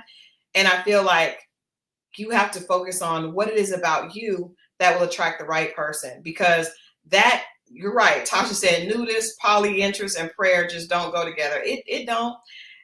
But I mean, there are probably people that are in poly that pray that feel like it does. But I feel like she was trying to say things that would attract a guy. Anytime on a first date you get fully nude, you are leading, even if you aren't like that, you are leading with, that a man he's not going to be thinking about anything else but them titties and whatever else you showed him. And she showed him everything. So he's not, even if he is trying to be a good guy, you've now thrown him off. Now you can't, he may want to see the good part in you, but he can't because you done showed him the other part. And there's nothing wrong. Everyone I feel like is beautiful. Mo, be quiet. Everybody is beautiful in their own way. Every woman is beautiful. So I'm saying your body is very special. It is yours. I'm not saying you don't want to show it to someone. You may want to, but at first let him get to know you. Let him find out what is special about you, and your body is the cherry on the top. Because trust me, you don't want it to be the full meal because it is not enough. It is not enough. So I feel like Chenise, her mistake was leading with her sexuality, right? And also revealing she was sharing too much too soon. Sharing that you were homeless, sharing that you had all this. This is for people that are your friends, not people that you're just meeting on first and second dates. There's no reason you should be oversharing to this extent on first dates. And I know if you're sensitive to it and you've just gone through it, maybe you need to stay out of the dating field for a while. I don't think she was ready to date, because when you're that sensitive to where you're sharing everything, it's almost like me on that bus. That's why that guy was attracted to me, because he was a predator, right? And I was giving off prey vibes. And that's exactly what she does. She gives off prey vibes because it's like, I've been hurt. I've gone through all this. I've been assaulted. I've been this. And here's my titties. Girl, that is a recipe for a predator. And it's not one that's going to lead to a healthy dating situation. So that's what I think Chenise did wrong. Mo? Yo, Crystal's on fire right now. Yeah, bottom line, I really believe, but when I see people like that, there's usually a deeper story, right? And you find out that story later as a man when you're deep in it. Not even deep in it. No, let me not even say that. That wouldn't be right. after if you've had an encounter with her, sex encounter with her, then you find out that the story is deeper than initially what she told you. You know, you find out stuff in the past, and then you're kind of like stuck because you were drawn to this thing that was, you know, it was sexual, it was happening at that time, but now that part is over with. I mean, you still might be drawn to her in that way, but at the same time, you don't necessarily want to be with her. She might cater to your ego, but your heart is somewhere else. This is where it gets tricky for men. So in the situation with her, I would just tell her, like, listen, you know, it's hard to talk because for her, it seems like a lifestyle. And she seems committed to it, you know, but I just really, really would even tell the men, I'm like, it's so tough because this is where I come in with the mastering your desires. And it's not an easy thing, but it is a possible thing, you know. And one of the things you have to do is get to the end first. Before you get to the beginning, get to the end. If you know how you do, you know how you've done, and you know how to, most importantly, affected people. Mm-hmm. Put that in the forefront. Yeah. And understand that respect is more than that feeling that you get for whatever amount of time that thing happens. Your respect will last longer, you know, and you won't feel like a chump. You won't feel like, yo, she's going to judge me or think something's wrong with me because I didn't do A, B, and C what was presented to me. You know what I mean? She'll respect you, and that respect will last way longer. You know, even if she winds up with another guy, so be it or whatever, you'll always be on her mind, you know, because you were the guy that didn't move that way. And it made her feel like it was truly about her, or you wasn't feeling her, but you respected her enough and yourself, because a lot of this is self-respect. Facts. You know, we look at it like, yo, I'm not going to, but it really is self-respect. Who you sleep with is a representation of how you respect yourself. You know, and that is huge for you to say. I'm so proud of you. We have come a long way. Shut up. Let me finish talking about it. But it is like who you choose with, because there's times that whether it be sleazy women and you think you tell somebody you did this or this was your conquest, and then you look at this woman and she ain't about, and you know she ain't about it, and it's visible to see how she's carrying herself, and you're telling someone else, and someone else is looking at you. Well, if she's not about that and you saw that, why would you move in that direction? Yeah. So you're not about, you see what I'm saying? That part. PR Envy says, Mo, what would you do if you were the object of her affection? And I think this is a good question, because how does a man react who is evolved when faced with the titties? There's more titties out there. There's titties for you. And you really, like, it's really about getting to the end. I had a friend, we didn't speak for years, male friend. And then we started hanging out. He was like, yo, what are you, retired? Uh-huh. And he was used to me, like, seeing something, going for it, back, doing it or whatever. And I'm just like, I'm not in that space no more. You know what I mean? And it's like, I get to the end. And before, I would go through the process of doing whatever it is that I physically wanted to do because I was physically attracted to her, even though I saw things I didn't like and knew I wasn't going to be there. But this was the bridge over troubled water, so I thought. And then as you're going through that process, once you get to the end, it's like, yo, I have to avoid her. You just go through all these things. You just get tired, and it's not worth it. Yeah. And I don't think if you honestly know that, I don't think you're honestly going to be blessed if you move in that direction. And that's what this thing is really truly about, is to be blessed. If you honestly know something is the wrong thing, you're not into, then I don't see how you think. I didn't think that before. Right. But I got to the point in my life where I was like, yo, how the universe works, the energy you put out. And Christal will always tell me that. Mold the energy. And I'll be like, look, I'm not, whatever. I'm being, and really it was the energy that I would put out. And even if they didn't know it, I'm aware of it. That, I had to stop putting it on other people and know that I don't care how much she liked me. I knew I wasn't into her. And actually, I don't want to say saving both of us, but this will be beneficial to both of us. Yeah, and I think, you know what, the reality though is, Mo, that's a leader. A leader has to fire, hire, demote, promote. Like you have to know if somebody is for you. And you also have to know, we talk about like the sexual interaction can be very quick and it can be over very quickly, right? Sometimes more quickly than others. But also the high of getting someone that's not really right for you is quick and it's over. And then you got this person that's going to be hurt. So I think as a man, you have to know, yes, this will feel good for the moment, but eventually when I look at the next month and the next year, I'm going to have created an enemy and I'm going to have broken another heart. So you got to be able to look past what feels good in the moment, not just physically, but also emotionally, and know, oh, this is going to be bad down the road. And I don't want to walk into a place, see this woman and feel guilty, because I knew when I first went into it, I wasn't really into her. So I think it takes a mature man to be able to look, not just for right now, like, yeah, I want to do this and I could definitely take advantage of this, but I am trying to save the you 2 years from now that is scarred from this situation.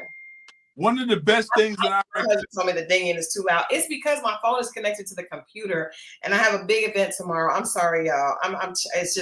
It's a lot of things that I need to make sure that are right for this event tomorrow. So I apologize for all the digging. I would say, I tell guys, like, I'm trying to think how to word this for YouTube. Before you call this young lady, if you're not sure that you like her, because that's the other thing too. I don't think women understand that men go through this process of sometimes we don't know. We're getting pulled from hormones to heart to mind, right? It is pulling three ways and we don't know. But one of the best ways to help with that is to take care of thyself before you make that phone call. He always says this. This is ridiculous. Even on dates, before you go on a date, if you're not sure, on a personal, intimate date, if you're not sure, before you make the phone call, not before you set the date, before you make the phone call, take care of thyself. And then if you still feel the urge, it might be something. But most times, if it's nothing there, you're gonna be like, "Yeah, I'm good. I don't need to call her." Can I share that even women deal with that? Because there could be a very attractive man, and I'm not saying I can neither confirm nor deny that this has ever happened. But sometimes, specifically before I entered into my with abstaining journey, sometimes there's somebody you may just like, being in that space with that person.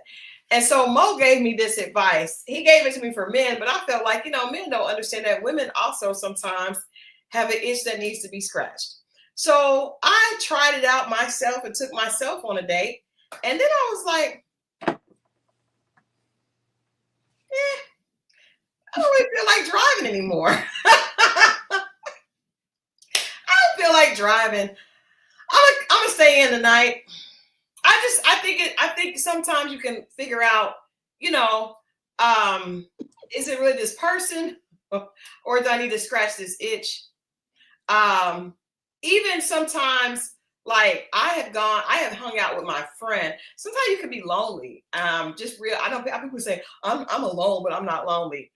BS. Okay, sometimes everybody gets lonely, right? You could be lonely even in a relationship. Sometimes in a relationship is sad. You guys are in a bad place. It can be lonely. Lonely is something that happens to us all from time to time. It's an emotion. It's not a reality. It is an emotion, and we all deal with it from time to time, right? Good point. You're right. So you could be lonely, and so sometimes I feel like I want to go on a date, but sometimes I would just go hang out with one of my friends, my guy friends, or even my girls, and I'll be like, okay, I'm good, because I'm not lonely all the time. It is a feeling, right? And I'd be at my house, specifically when I lived alone. For me, that was difficult because I had children early, so I wasn't used to living alone. So somehow I'd be like, I'm lonely. And so as opposed to going out with a guy that I knew I wasn't really into or that wasn't good for me, I would just go out with my friends, you know what I mean? Or go hang out with a friend and and hang out with them and then be like, okay, I'm good now. Because the lonely feeling is temporary. You know, living by yourself is fun.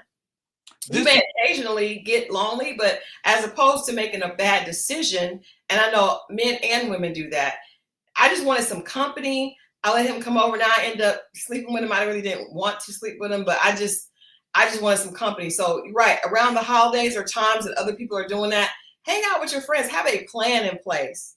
This is the most dangerous time because we are approaching that the cuddling season. This is where it can get tricky. It's about to get cold, and cuddling for the weather and the holidays. Yeah, it can be tricky. So,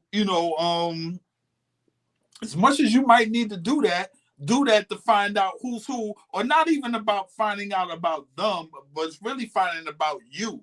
Find out about you, yeah.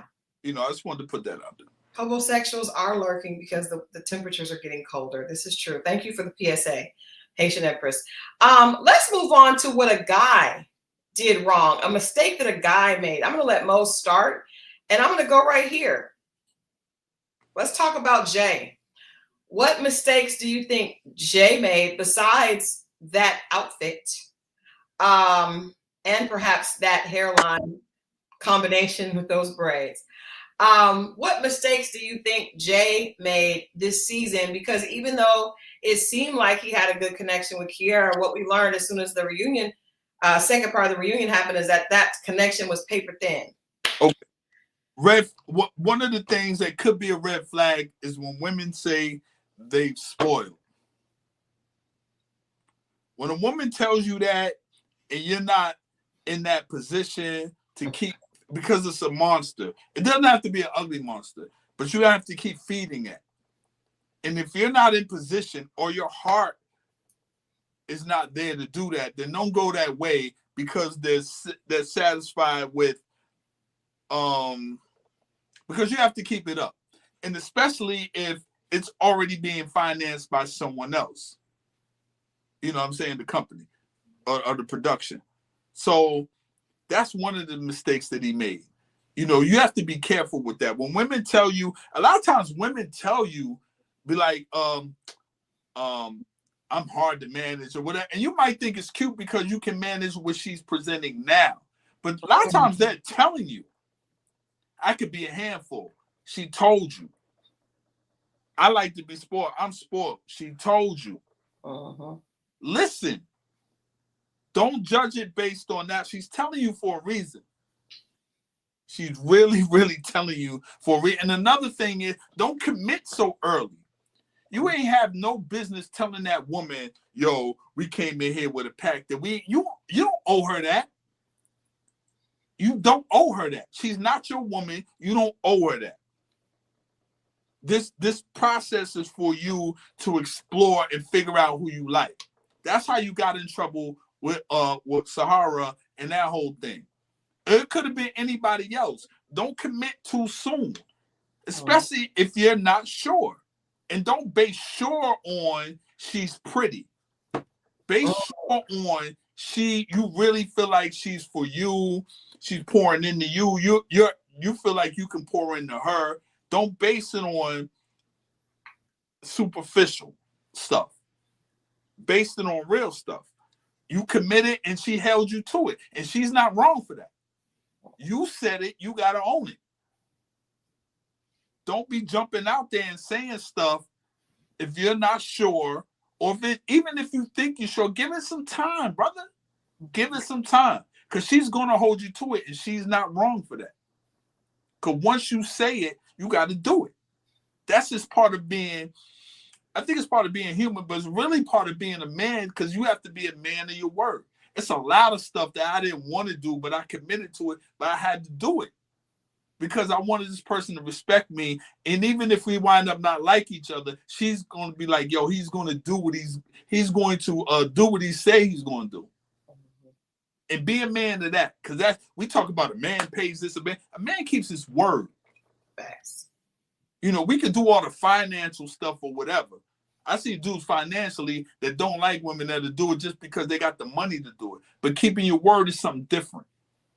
So be a man of that and just kind of start from there. And don't commit too soon. Like, be in control. You know, control yourself and say what you mean. And it might feel uncomfortable at first if you're not used to telling a woman that or standing on something. But you will be surprised if you start telling the truth and standing on something. You might think you're going to run a woman away, and that might and in the beginning it might seem like that. Yeah. But I guarantee you, you know, if you hold on to that, she'll return back, or if she doesn't, she'll always respect you. So that would be my word for him.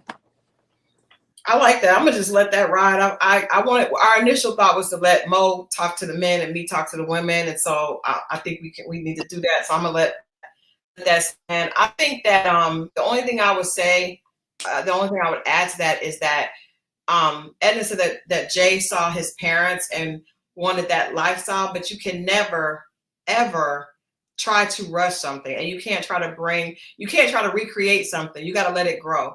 So trying to put somebody in a you know, add water, copy and paste, it doesn't work. So trying to take a woman and put her in a situation where you guys are already to the point where you guys are building a future, no, it doesn't work like that.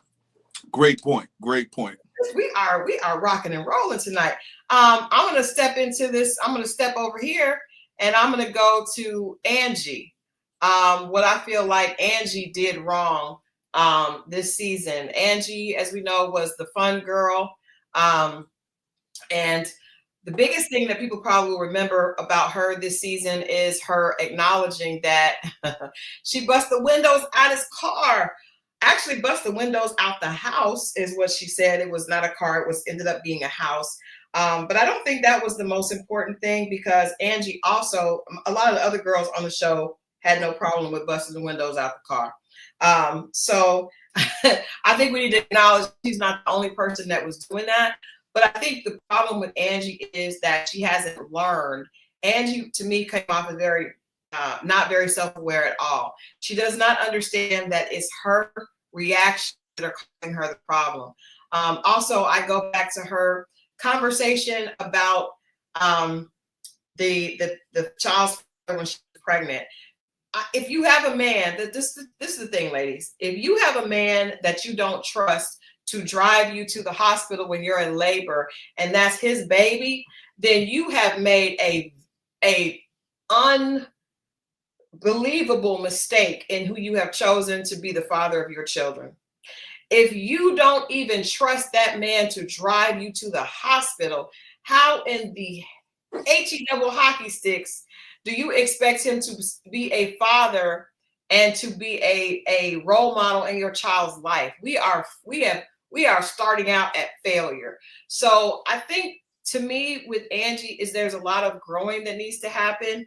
The fact that she didn't understand why that was wrong in any of those situations means that your picker is off, and because you should never be with someone physically that you don't even trust to drive you up the street, much less to the hospital, right? So if you're picking men like that, that is not their fault. It is yours, because you are a grown woman. You're in your 40s.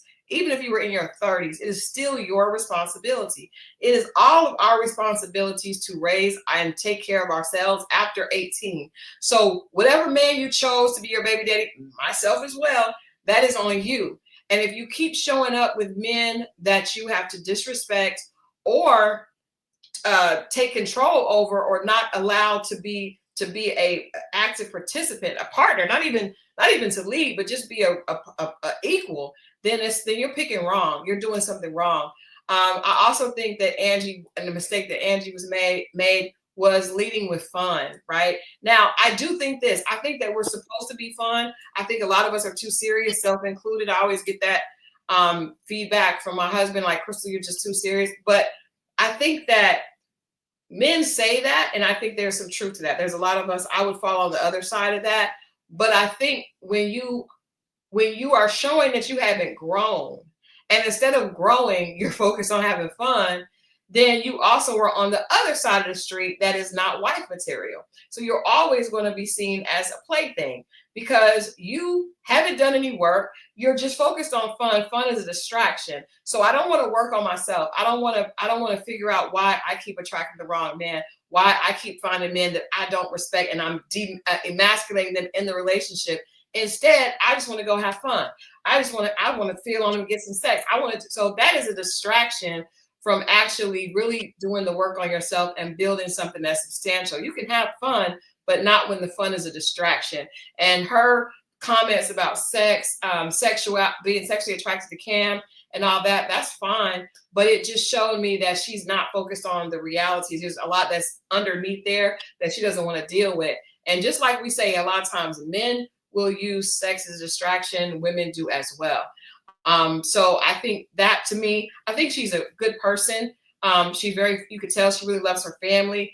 I think that, unfortunately, you can be a good person, but if you have not healed, those issues are going to come up when you're dating, right? So you wonder why men aren't taking you seriously. It's because you haven't taken your healing. Yes, you're attractive. I mean, she's gorgeous, pretty girl, and the fun, don't lose the fun, but do the fixing, and then add the fun on top of it. You can't have fun before substance, right? It's like putting whipped cream on a cake that's not baked. Like, you can't do that. You got to put the icing on after it's baked, or you're going to waste it. So all the pretty and all the fun and all the sex and all that, it's going to be a waste because you're going to keep doing that over and over and over again with different men if you don't try to fix yourself first. So I think the fact that she still, even at the reunion, did not understand why anything that she said was a red flag, because it's like, okay, he was wrong, but what did you do? And then why did you pick him? So she just was like, well, what did he do? But what did you do? What did you do? Because a mature one, like, you know what? I did this before. I would not do this again, but I wouldn't even have dealt with him no way. That was a waste of my time. I shouldn't have been dealing with him. That's me. That's on me. That's maturity. So, hold on. Someone has said something. It did not. Driving. I don't know about helping manage the pain while in labor, but that's still an excuse of not wanting. And that's not what she said on the show. That's what she's saying in response. But that shows that you are not in a healthy place. If you cannot let the man drive you to the hospital, you have to be in control. I don't care if you're saying it's helping you manage the pain. Anyone who has had a child knows that is not true, because it may make you feel better to be doing something, but that is dangerous. You have a contraction that's really bad. That is dangerous. So that's BS. Edna says she explained on the interview she did with Kamisha. She said the pain was really bad in her knee. No, I'm gonna call BS on that. No disrespect to her. I'm just saying, for women, no woman needs to be driving herself to the hospital in labor. If you have to do that, God bless you. Pray over yourself and try to get there. But that is not safe at all. Not at all. Woo. It's Christal's birthday is coming up, because she is on fire right now. Golly. I have nothing to say. Like, you said it all. Only thing, I would just continue to piggyback off of it. She's 1000% right. I would feel uncomfortable as a man, and she said, no, I still want to drive. I will start to search for my space in her life. Like, you don't think I got us? Right. That type of energy. Yeah, leading with the whole, like I said, usually that's an attractive trait for a side chick. It's not an attractive, and I'm not. And here's where it gets tricky because I don't want to think. I wouldn't want anyone to think like the main chick can't be that. I mean, have that sexual desire or attraction to as well. I'm not saying that. Right. I'm saying this is all I want from her. Yeah. And from what I see, that's all she presents. You see what I'm saying? Yeah, yeah. And I'm not saying she doesn't have any other quality. She just didn't put that to the forefront. Facts. You know, and you know, so it becomes a tricky thing. And I know, and I get it how you can put it out there to try to get ahead of the other person or put it on whatever competition you think there may be. But you really have to play the long game, you know, and it's tough, man. And I think that was part of her situation with the men. But in her case, I really didn't see any true connections anyway. Yeah. You know, and that might not be to her fault. You know, there might be some guy that likes her exactly the way she is. But for the men that were there, that might have been part of the issue. I agree with you there, since you kind of have to think about how the F you got to that point in your life and why the F you trying to bring a whole human into the world and always zero support. Absolutely. Like the child's father, husband, I think you want your husband to be your child's father. But at the end of the day, we live in an imperfect world. The husband can be dissolved. The child's father cannot. And the husband title can be dissolved. Child's father never goes away. So all these women say, well, he ain't this, he ain't that. At this point, we have to start picking better, because that man, unless you just dealt with SA, which is not the case in most of these situations, you lay down willingly with that man. So you got to take some responsibility for it. And that doesn't mean that you have to beat yourself up, but it does say that you have to take equal responsibility because you were an equal participant in that situation. So moving on, we're going to move on to another guy. I'm going to let Mo speak to this guy right here. Eddie, what mistakes, any, do you think that Eddie made, again, besides the lumberjack jacket? I'm not mad at the damn jacket, Christal. You keep bringing up the jacket. It was a shirt / jacket. And I mean, again, he looked better than most in it because he's an attractive man. But I just felt like this should have not been with a black shirt. It definitely was not reunion worthy. I mean, jacket to the reunion. If we're dressing up, I got a pair of Nikes that will go with that jacket, by the way. But you wear it to a reunion. No, not for the not to how they set up the. No, I wouldn't. You're right, but it's not bad. It's furry. It is. What is that material? You see, it's fuzzy. I get it. Zero in on it. It's fuzzy. I get it. It's like flannel that's fuzzy. Okay, here's my thing with Eddie. If you want to be taken serious, brother, you got to be a little deeper. You gotta unlayer yourself. Show different layers of you.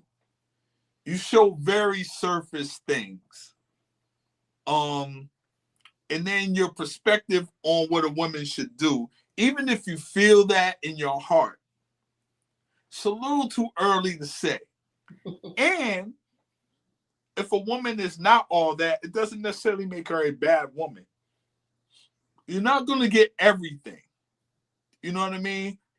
You're young, and I get it. And the idea of things and the reality things can be totally different. Or it could be a little offset. So don't think that if a woman doesn't do cook or clean or one or the other, that she's a bad woman. And I want you to really look into that. There's some women that are really, really great women. And just like I'm pretty sure, I don't know them and I don't want to, but not every man is every man. You know what I mean? Like, we're all going to fall short in some areas. But if you want somebody to take you seriously, you have to be a little deeper and show a little bit more. I think I still think that they didn't give him a chance. And maybe that comes with time. But for this batch of women, you know, we didn't have that kind of time for this show. Mm-hmm. You know, we're allowed a certain amount of time. And in that time frame, you should display that, because we all know that you can get kicked off at any week. Mm-hmm. So why play with it? And I'm not saying you got to show your whole story, but you got to get a little deeper than you just like going out and, you know, and not everybody has this bright, big personality. I'm not saying that. And maybe no woman was for you there. But moving forward in life, if you want to be taken seriously, you have to be serious. And I don't think he was playing, but what I mean by being serious is showing different aspects of your life than just going out, having a drink, and just one woman to cook and clean. You seem very, very basic and simple. And I don't think you're like that. I really don't. I would suggest, it doesn't feel, I don't know this, brother. I'm just throwing it out there. So please don't beat me up, y'all. People who haven't traveled and been other places tend to think that narrow. Mm-hmm. Mm-hmm. You know, but once you start to move around this country, this world, it starts to open up, and you start to see that there's more to life than just where you're at. Yeah. And I just wanted to say that to him, man, because I actually think he's a decent guy. I think if he loved a woman, he'll be 100% in it. I just think that he might need a couple years. It could be a woman to bring him out of him. But he's young. He's enjoying life, as he should. Because if he picks wrong and he's still playing, then you're going to be mad at him for that. Mm-hmm. So that's it, man. I really think he needs to. But if you're serious, you do have to display more, brother. You really do, man. I think that Eddie gets away with it because of how he looks, and women probably don't require more of him. And that's not his fault. That's shame on them. So he has to, it can be difficult, I think, when you get everything that you want, because then you don't fix yourself. And I'm sure even some of the women on the show, I think they didn't want to play themselves, but I think Eddie probably, because he is, you know, what a lot of women, when they first showed the singles for Philly, the ladies online were going crazy over Eddie, right?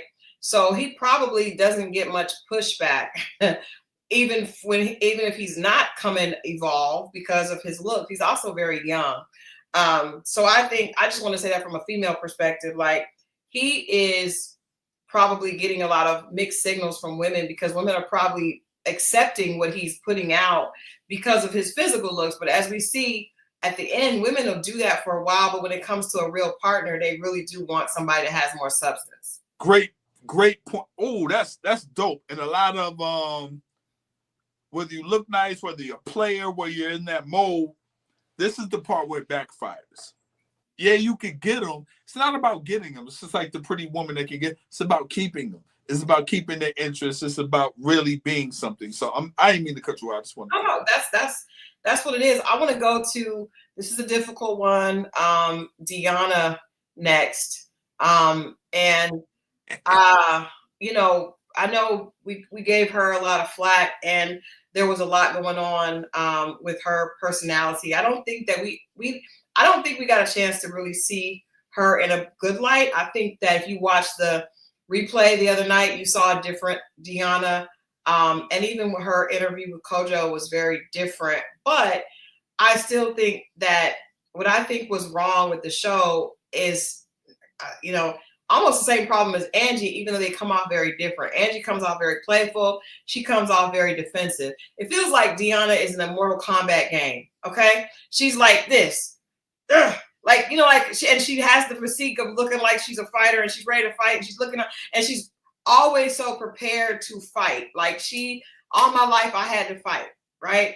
And I think that is the problem, because you cannot be effective. You cannot be a good partner, a peaceful partner, a great partner if you're constantly on the defense. In every situation that she had, she was, and he looked at me that way, and I know he looked at me that way, and I know he knew exactly what I was talking about, and he said that to me, and he was trying to be funny, and I ain't gonna let you push me like that. And then I'm like, it's literally like a fighter that sees a little like a wind will blow some grass, and they ready to shoot at it, right?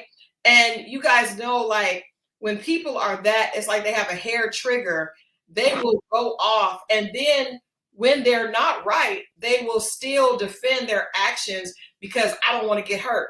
And so when Kojo would try to push, or even when on the show, when anybody tried to push back, well, I'm protecting myself. I'm not going to just let you play with me like that. I'm not going to let you play with me like that. It is to the point that it makes it uncomfortable for anybody to even want to be around you, because you are prepared for battle when we are trying to love each other, and you are prepared for battle. So what you are ready for, you're going to attract. If you go out, with guns and knives and stuff, you're going to attract some trouble, because that's what you're putting out. That's the energy that you're putting out. So I feel like she's gone through a lot of hurt, but that's, at this point in life, everybody has gone through a lot of hurt, right? A lot of hurt, a lot of pain. You never know what someone has gone through. You cannot use that as an excuse for why you don't want to let other people in. Maybe it means you're not ready. Haitian Empress said Deanna is very defensive, yet was surprisingly open when being ridiculed about the blonde wig. And I agree. She definitely, even period, she didn't take the social media conversation as difficult as a lot of people do, because she does have a tough exterior. So the tough exterior is really honest, but it's so honest that it's so hard. It's going to take a lot to penetrate it. And because it is, a lot of people can say that they're on defense, but they're really sensitive. She's really on defense. And that, to me, that says that there's a lot of pain, and she hasn't taken accountability for, yes, you have to defend yourself, but you also are responsible for being open and making another person feel welcome.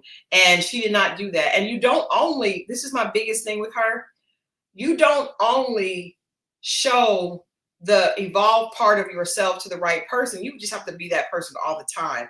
So the way she reacted to Cam is indicative of who she is. And just because he says something, you don't have to always assume that a person is trying to get you. Now, I'm going to tear you down. That tells me more about you than it does about them. If Cam said, you know what it is, she could have played it off, but insulting his height, and that just shows us that you're more ready for battle than anything else. And that means that you're going to always attract battle or attract being by yourself. So even with her saying that her ex, they were not speaking, that's not shocking. Anybody that goes into a situation with her because she is looking constantly trying to see where someone's trying to get at her. Sometimes people are like, I got all these haters. Sometimes people ain't even really trying to hate on you. They just not even, you just assuming it. And I don't think that Cam, he might have been, but even if he was, if you're over somebody, the worst thing you can do is not go back and forth with someone that you're above. The worst thing you can do is just dismiss it, right? Because that says, I don't even want to play with you. I know I have far more years here. You can't play with me. I'm not even going to get on that level with you. But going back and forth and insulting him. And then when he apologizes, she never apologized, which would have shown her to be the bigger person. So really, you're saying that you're this leader, but you're really not. Because a leader has to be fierce in battle, but they also have to be compassionate and understanding in order to keep the soldiers that fight for them. The leader doesn't have all the bullets. So if the soldiers don't respect the leader and don't feel that the leader has respect for them, the leader's going to get shot down. So the only way you can be an effective leader is to be able to really see the bigger picture. And the bigger picture was Cam was not a threat. If you didn't want to date him, you didn't have to date him, but you didn't have to try to embarrass him to try to make sure that he don't get over on you. Hussein was not trying to get over on you. You were condescending to him. Even if you weren't trying to be, you came off as condescending, right? So you've mistaken two men for trying to do something to you that they don't even have the ability to do. And we believe that everybody, when we first saw her, we thought she was beautiful. You remember that? She's gorgeous. I love the fact that she has this amazing job, that she's really about it, that she's very passionate about what she does. I love that about her. You can tell she's really passionate about saving lives and being a firefighter. That is attractive, right? When she talks about it, how serious she is. But the problem is that has become her identity. And thankfully, she's young enough to where she has a lot of time to realize, yes, this is amazing. I have this, but I also got to be multidimensional. We cannot only be what we do. We also have to be who we are. So I would just say to her, she's a gorgeous girl. She's got a lot going on for her. She just needs to do some work on the inside so that she can be empathetic to other people. Sometimes it's not all about you. Sometimes what you're doing and trying to protect you is hurting others. If you're going through like this, throwing bowls, yeah, you're protected. You're protecting your heart, but you're also beating other people up on the way. And that's what we saw her do. We saw her beat a lot of other people up on the way. And she didn't get hurt because she was definitely, throwing it. But I don't even think she was able to really receive how many guys actually would have really been interested in her, because she was one of the most beautiful women there if she wasn't throwing so many bows. Ooh, there go another one. Okay. I agree. She comes off. I don't know if she is. She comes off as a woman, and I've seen this, where maybe she was early developed. Could have been. And you have female family members telling you, hey, you got to move a certain way and be protective because of the way you're built. Mm-hmm. And they only want this. They're moving like that. And you get that mindset, pardon me, it's all defense. Offense, yeah, you move, but you move with a goal. Right. Ooh, defense is you move to protect and deflect. That's good. And that's what she does. And to me, just even looking at her body, if I don't know this woman, but I'm just going off women that I've seen that had this issue. They had to deal with this at a very, very young age. And they were taught that as they were developing, that what they have to watch out for because of the way that they're shaped. Yeah. And as you get older, and then as you're getting older, you start to see it and you realize it's a real thing. Yeah. You're not wrong for that. But there becomes a certain point where you have to realize that just like you're maturing, these men are maturing. And they're not always just for that. And you start to move that energy into other areas of your life, whether it be your job, you know what I mean? Just people that you meet about, it's not always the case. And just as long as you've been dealing with it, and we have to have grace for her, it's like, but she has to start somewhere. Yeah. And whether it's now or therapy or whatever, I don't know how old this woman is, but let's just say she's in her late 30s.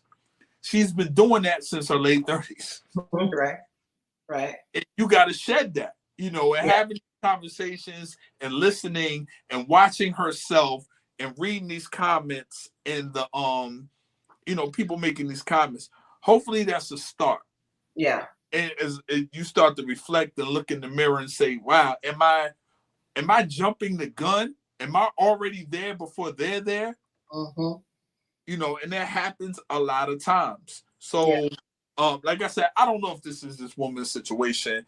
Yeah. And I honestly think once she gets past that, she seems like she will be a solid, loyal person. Yeah, I think she is solid. Yeah. No nonsense. She comes across with no nonsense. You know what I mean? She handles her business. Yeah. She got to handle her business with Cam and get this situation straight. Obviously, to be a fireman, I don't know if people really understand the fireman's process, the tests they have to take, physical, mental, all these things, curriculum, all these things that they have to do to be a fireman. It's not you just fill out an application, they give you the job. It is not that. Yeah. It's a lot of work. So to me, when I see somebody that completes that shows dedication, that shows discipline, and you have to have some sort of heart because you're going in there, putting out fires, saving people's lives. It takes a lot of sad stuff. Like my uncle's a firefighter. You see a lot of you see a lot of death, you see a lot of gore, like blood, just a lot that can really affect you mentally. So you have to be a strong personality, I think. And yeah, I think we're saying we have a lot of respect for her. But I think that if she wants to, I don't know what her goals are, but if she wants to be a mother, if she wants to be a wife, and even just be a better version of herself, I think learning how to work on offense, I like that a lot. Offense is protecting yourself with a goal and focusing. The most important part is the goal, and then the protection comes in. Defense, you're only protecting and you're keeping good things out. You're keeping everything out, bad and good. Miss Jones' comment is so true. Said most women have to do this, developed or not, sadly. Because when you were talking, I was like, I was told that too. I may not be built exactly like Deanna, but I definitely was told that because of how you're built, you're going to be da-da-da. But women are taught like this from the time, because there are women that it doesn't matter how a woman is built.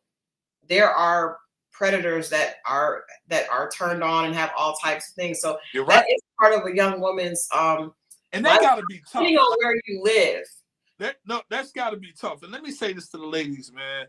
The more and more I think about when I think about that, me having a daughter and I have 6 sisters, by the way. And seeing this process, like to navigate through the world, to even walk by 3 or 4 men on the corner just to get to where you're going. Yeah. I get it.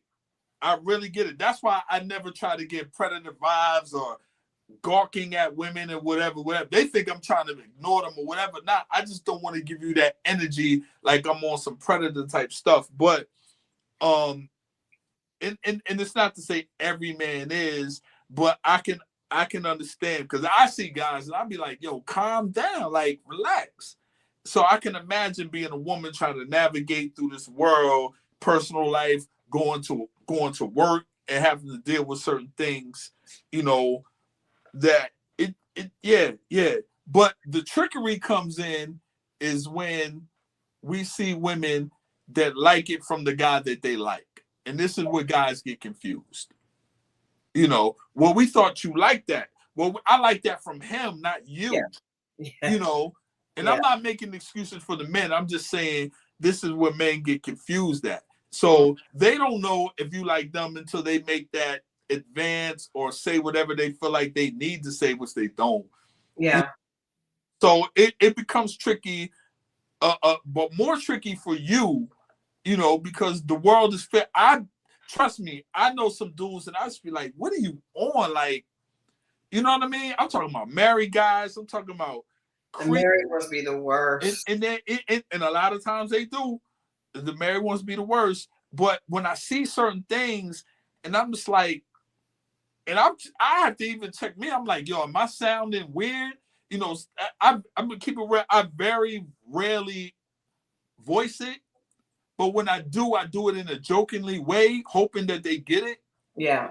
Because I'm just be like, oh, yo, you couldn't date my sister, or I can't bring y'all around my daughters. You obviously see she's young. Yeah. That's the part that really bothers me out of all of it. Like, she's young. Stop playing. I had somebody tell me that maybe a month ago, was like, yo, what would you do with that? I said, absolutely nothing. I was like, yo, she, oh man, I'm just sitting. Nah, man, I don't play them games. Yeah. All my sisters are younger. I have a daughter. Like, I don't play them. Like, I don't want nobody playing around with me with young women and making little comments or whatever. I don't think none of that shit is cool. And I know she's young. Yeah, yeah. But these dudes, so I do understand women trying to navigate through this world dealing with certain things. So I'm not blaming her and saying she shouldn't be defensive to certain things. Yeah. I get it. Yeah. I'm saying we need to find a medium, but not every guy is also trying to. Yeah. It's tough. And I think it can depend on what environment you grew up in. If there were people that protected you. Jay Lynn said, I used to hate walking past a group of men when I was a teenager. Me too. Even in my early 20s and stuff, like and even in my early 30s, like I remember I would tell men, like, you go in a room of men and it just feels so uncomfortable. walk past them and feel so uncomfortable. And you know, it's just, I don't think men understand that. So I appreciate just seeing other women that have had that experience. Edna, what is happening? Edna said she gave some numbers. Did you win the lottery? What is happening, Edna? She said 5, 11, 16, 37. I am victorious. And Edna, what does that mean? Are you getting ready to retire all of us with your lottery winnings? What's going on? And if it's so, congratulations, and please share the wealth. Just kidding. But I didn't know what that was. I wanted to stop and shout out if there's somebody that won. Let's go. I'm gonna go to one more person. Let's go to one more woman and one more man. I'm gonna do Taye. Well, no, we gotta come back to Rose, but I'm gonna do Taye. And we had a conversation with Taye. We really, really liked her a lot. I think everybody did. And she definitely represented herself well on. Oh, Edna, I am so sorry. I did not know that. I read that incorrectly, and I just want to go back and apologize. She gave these numbers, and it was 5, 11, 16, and 37. I did not know those were the numbers that she experienced sexual assault. Oh, I am so sorry. And she said, I am victorious. Indeed, you are, Edna. I am so sorry. I am so sorry. I am so sorry. I did not, because I'm trying to read the chat and then I apologize, Edna. You are victorious. You are an amazing woman, and we're so blessed to have you here, as a part of our XO family. I did not mean that. Because I just looked up and saw that the numbers, and I was like, is she victorious with a lottery ticket? And so I apologize for that. I was not trying to be insensitive at all. You know my heart. I would not do that. You are victorious. You are victorious. And like I said, we're lucky to have you here. So talking about Taye, I don't think she did very much wrong, because I feel like I really like the way that Taye did not tear Cisco down. Even when what she thought was the problem, she didn't think she was going to be able to deal with it. What I do think is that, just from a little bit that she shared, Cisco treated her like a prize, right? And that feels good. And I think that all women want to be treated like a princess or treated like a queen. That feels good. But you have to look at where that's coming from. And sometimes it's not from a genuine place.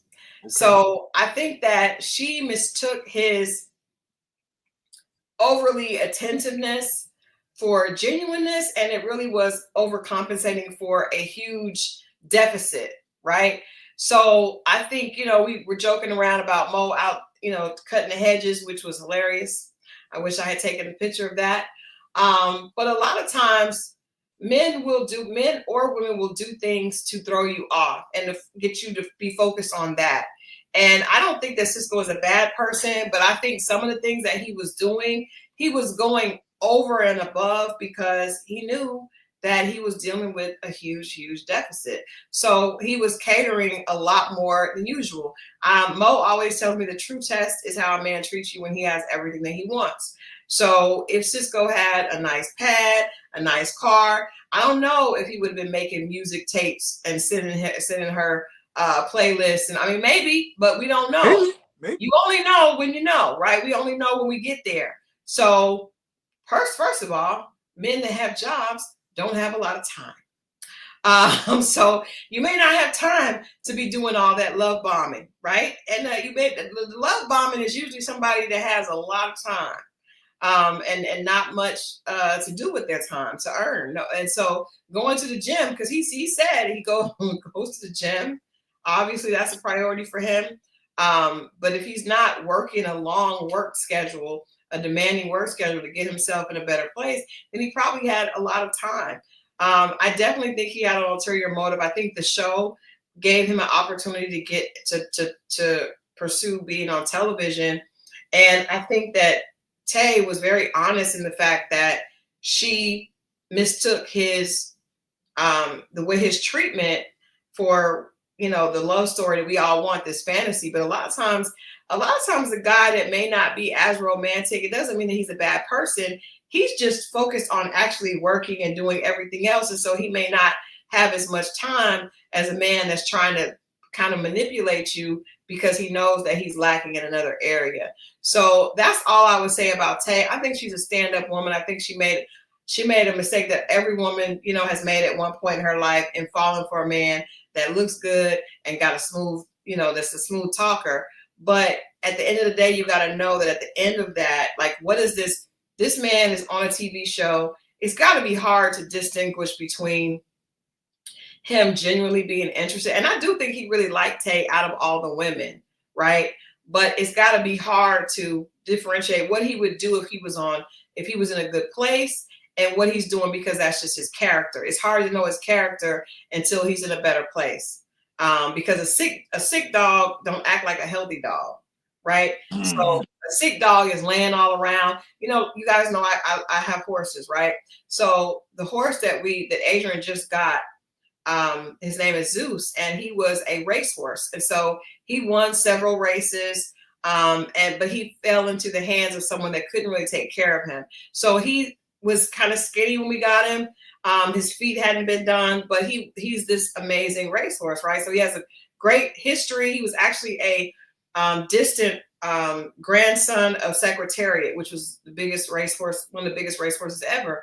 But he fell in. This person didn't have much money. They were on hard times. They sold him to us for an amount of money that was less than what we would have had to pay for him if he was in his top shape. Now, when we took him to the barn that we board the horses at, he was skinny, and his mane wasn't thick because if they haven't been eating, they don't have this thick, luxurious mane. And the lady that board said, he's real sweet now, but let's watch and see how he is once he gets some food and some weight on him, because then we'll know his true temperament. We don't know his real temperament because he's hungry. So now he's gonna be sweet because he's weak and he wants to eat. And so every little thing that person does, he's sucking up, right? So the horse, you cannot know a horse's true temperament until they get their weight up, right? And they're feeling themselves. Then if he's still sweet, then he's really a sweet horse. Otherwise, he's just a horse that is malnourished and is weak. But that true personality comes out when he's healthy, when he's in a good space. And so I think that's true with all of us. I am not, and you could attest to this, I am not the Christal that I was when I got off that bus. If that man approached me today, Negro, please. I run circles around him. But I was weak and I was down, right? So, and another thing, when a person is weak and down, sometimes they can be the most manipulative person in the world. If any of you all have dealt with a person that's on drugs, an addict of any type, addicts are the most emotionally manipulative people in the world because they want what they want. And what they want is that fix. Now, whether that fix is food or shelter or just a woman's curvy body to get up underneath, that is not important. What's important is they're not themselves. You don't get the real them until they're in a good space. So I would just say, to me, that's the only thing that Taye misread. I think she also got kind of caught up in the comment from people and picking a man because of what other people were going to say. And I think a lot of women do that. I've done that myself. My girlfriends be like, Christal, he's nice, give him a chance.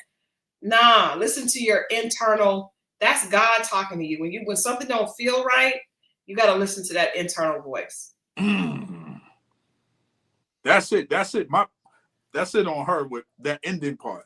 Like, I think she catered to what people might think at the end. I think she knew what it was, even though she was attracted to it.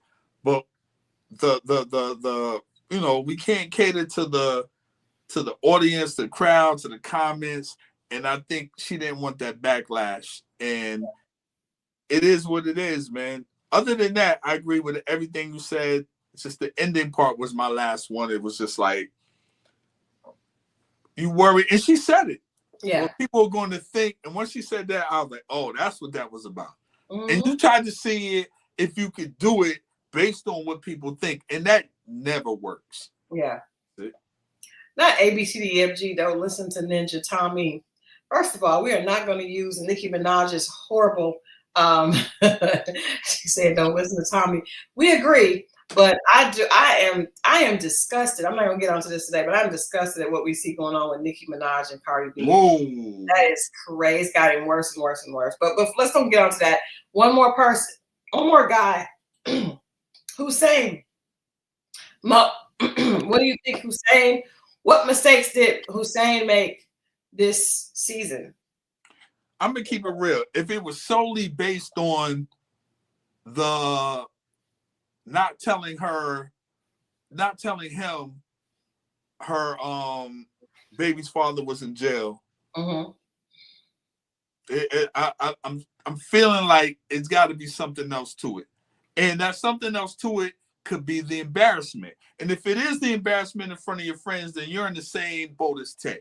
What other people think. You see what I'm saying? That can blow over.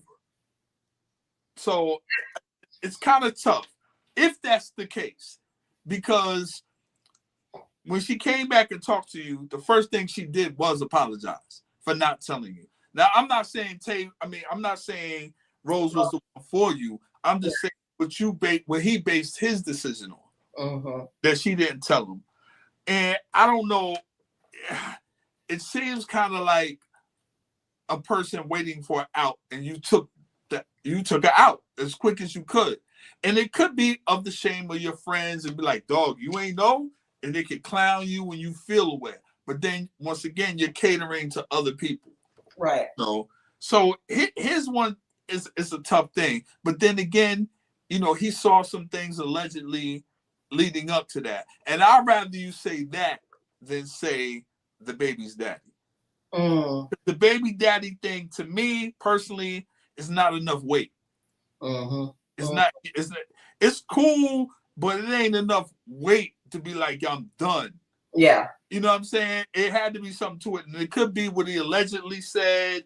It could be what his people said. But just because, and he said it out of his mouth, it was because of that on the show. Now, when he done a interview that I saw, he lists the other things. But it just on the baby daddy, to me, don't hold enough marital weight for you to just be like, throw the whole thing away. I personally don't believe it. Yeah.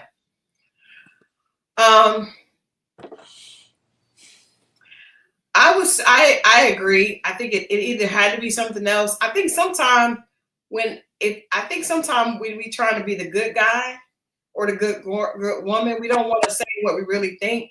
There you go. We look for something else. And I think PR Envy said he liked her enough to be intimate with her so he doesn't get a pass. But sometimes once the intimacy has happened, my interest has waned. I'm no longer as interested as I was in the beginning. I think I don't know. We've all been guilty of that as men. I'm sorry. As men, yeah. I don't know about women because we've definitely, won't get into that. It's too late. But yeah, I think that there's something else that was going on, and unfortunately, when you tell it afterwards, people can say it may or may not be true. Right. I definitely feel like he ignored some red flags. I think Cam ignored some red flags. Initially, when they said, Rose, it seems like it's too good to be true. It doesn't feel something like, but he was rocking with it to the end. And then you chose the one thing, but really it something had to be else going on the whole time that you weren't cool with.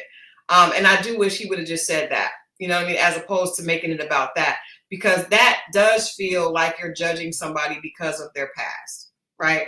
That's a fact. And if she apologized for it, now her apology didn't include any accountability. But I think that he owed her to say, there's just some things that don't sit right with me, right? And that's part of just being a man. And the woman is going to try to argue it down, because I'm gonna get into Rose last. But the reality is, you have a right to do what's best for you. And I think when he used that as a scapegoat, that kind of made people be like, you wasn't really, you know what I mean? Because he didn't really eat. And but I will say I'm glad that he chose to let Angie go, but maybe he should have self-eliminated even before that, because he knew Rose wasn't the one for him. Right. So that's what I kind of feel like even with him sharing, I think Rose went out of her way. Rose kind of a love bomber as well because she love bombs emotionally, right? She tries to make you feel super close to her up front, and he shared some things about himself with somebody that did not respect it, right? Hmm. But I don't necessarily think that's a mistake. If he's healed from it, then you can't hurt somebody that's healed from something already. I had someone tell me that if you tell your story, nobody can use it against you. So I don't know what was up with her trying to weaponize that against him, but it just showed that she wasn't worthy of that of what he told her. So I'm hoping that he was healed and he shared that because he was in a better place. Um, but I want to go ahead and get to Rose because um, this was one of the biggest issues that we saw this season. Beautiful woman, definitely, you know, would have no problem attracting men at all. She's a woman, you know, nice shape, beautiful woman, has a career, but has some internal issues that once you peel back the pretty picture, there's a lot of ugly stuff inside, right?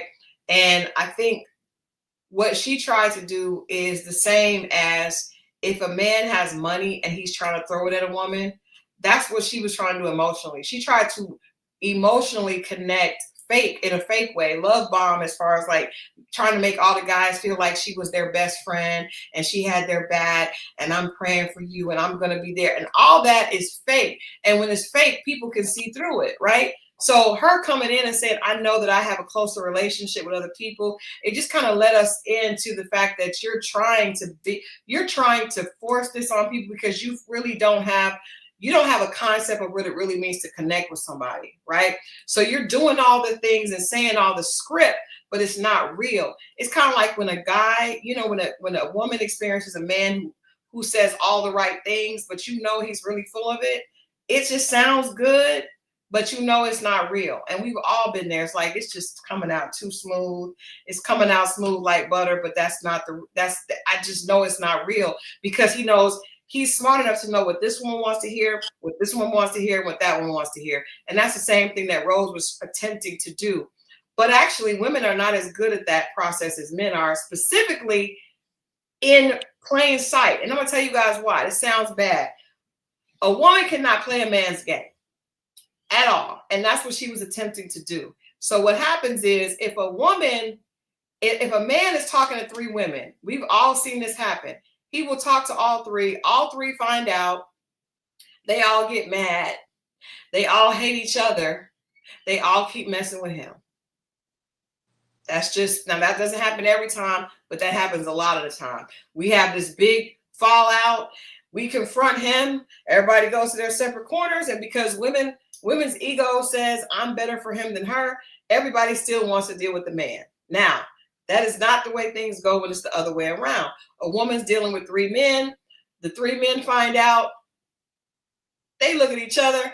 They dap each other up, laugh about it, and they're cool. The woman becomes the enemy, right? They think less of her.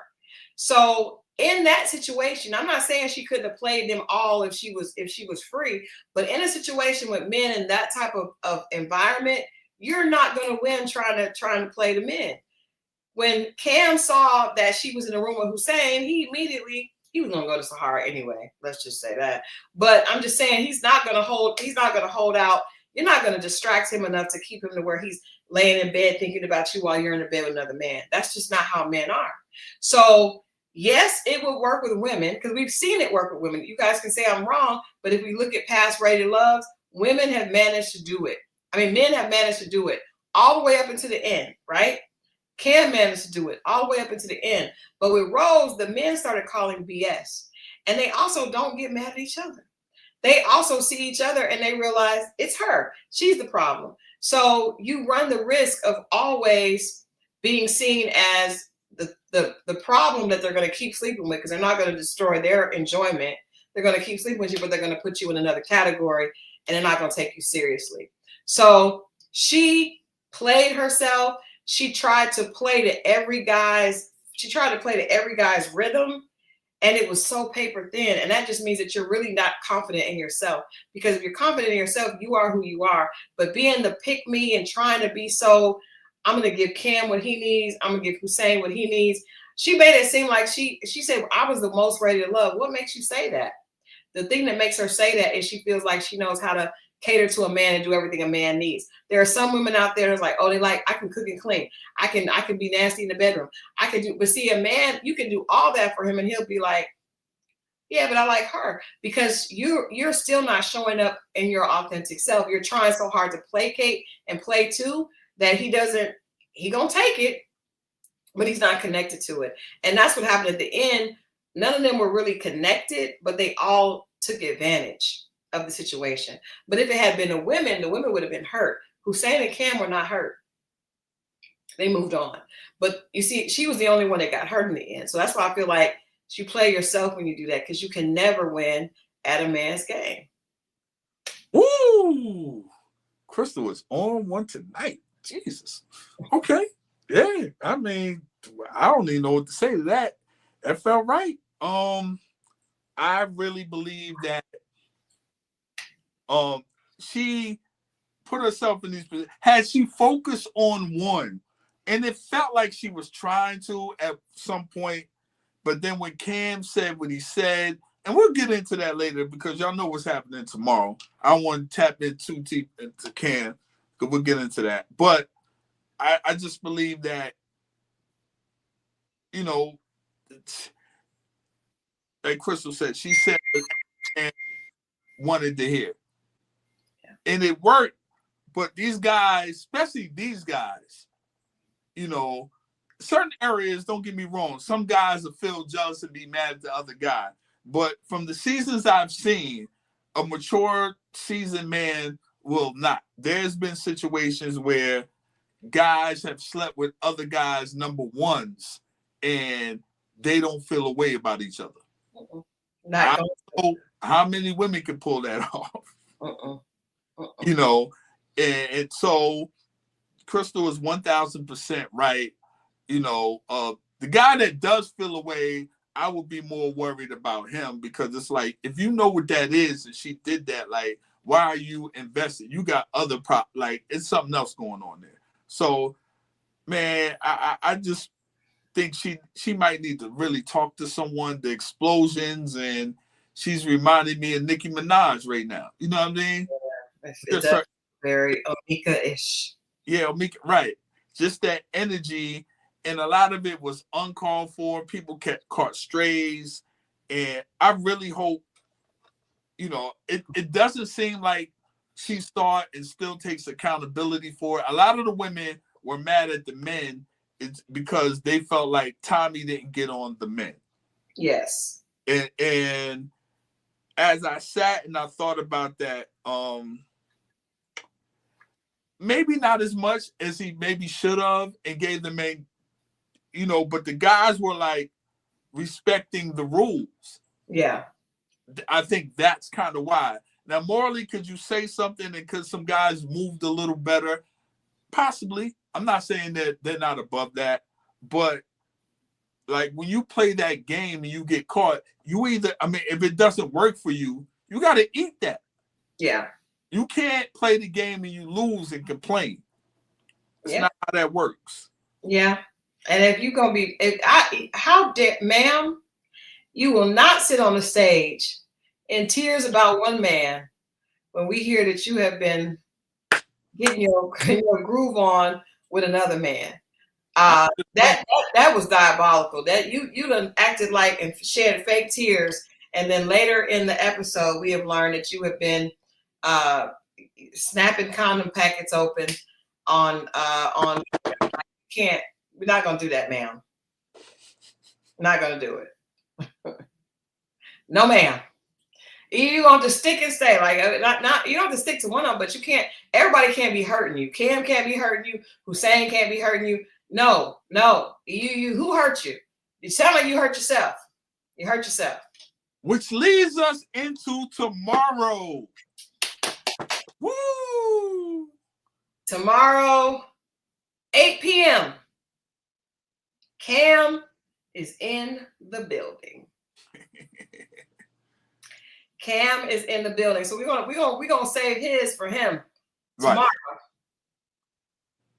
Now, come be here on time. We gonna not ready to lie. I know it took me some time to get where you wanted me to be. I'm ready. I'm ready. And we're gonna keep it real, and we're gonna ask the questions that y'all want. We're gonna have a good time. We're gonna have a good time. Good time tomorrow. Tomorrow at 8 p.m. And then Friday, we are back. Friday, the Bell Collective comes on. Friday is my birthday, and it's so crazy that, and actually I have an interview which is going to come on tomorrow, right before Cam's interview at 7 o'clock. I'm interviewing a real quick, little lightweight, little light work with Letitia from Bell Collective. But we're going to get into that. We'll get into that on Friday at 10. But for right now, we're going to get off here. We've been on here a little late, but we're going to make sure we got all the dating mistakes that we saw this season on Ready to Love. Tomorrow at Haitian Empress, we're not going to do that. Tomorrow at 8 p.m., Cam joins us for a candid conversation on his journey from Ready to Love. Thank you, Jaylan. Thank you for the early happy birthday wishes. I appreciate you guys hanging out with us tonight. Mo, good show. I feel like we had a really good show tonight. I feel the same way. Hopefully we learn from each other. Everybody. I'm reading the comments. Christal saying what she's saying. I'm saying I felt this one. This felt like a how would you say it? How would you say the exchange was? Like, because I felt like some things that were needed to say in a positive way. Right. And we felt one another when we were breaking down each character, right or wrong. Like, we're not on the side of male and female. We just want truth and understanding and just balance. Like, men can be wrong, women can be wrong, we all could be wrong. Like Christal talked about, we start to take accountability when things happen. I think that's the only way you truly heal. You know, none of us are perfect. And once you realize that, there's no shame in being wrong. And I think people think that, you know, I'm wrong, I'm going to look this way, I'm going to look that way. But truthfully, all it means is now you got a chance to get it right. That's all. Yeah, we are going to be wrong. I started out talking about how I was wrong in work, you know, and that rarely happens. But when it does, I'm big enough to acknowledge it. Haitian Empress says, excellent show, food for the soul. Thank you, Christal and Moe. I needed it. These days have not been easy.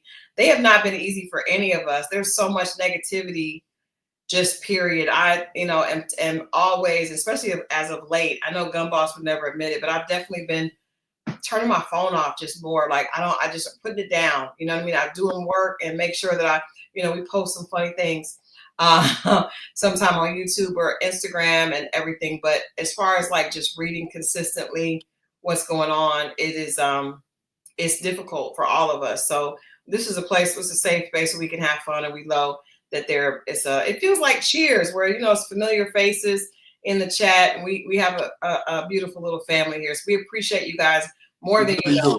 It definitely it feeds our soul as well. Haitian sending you much love. Edna sending you love. Tammy sending you love as well. God has ordered your steps. And we'll be back tomorrow. So peace out. And we will see you guys tomorrow back here at 8 with Cam. All right. Y'all have a good night. Whatever you're going through, this too shall pass. Trust me. Joy comes in the morning. There you go. All right. All right, sir.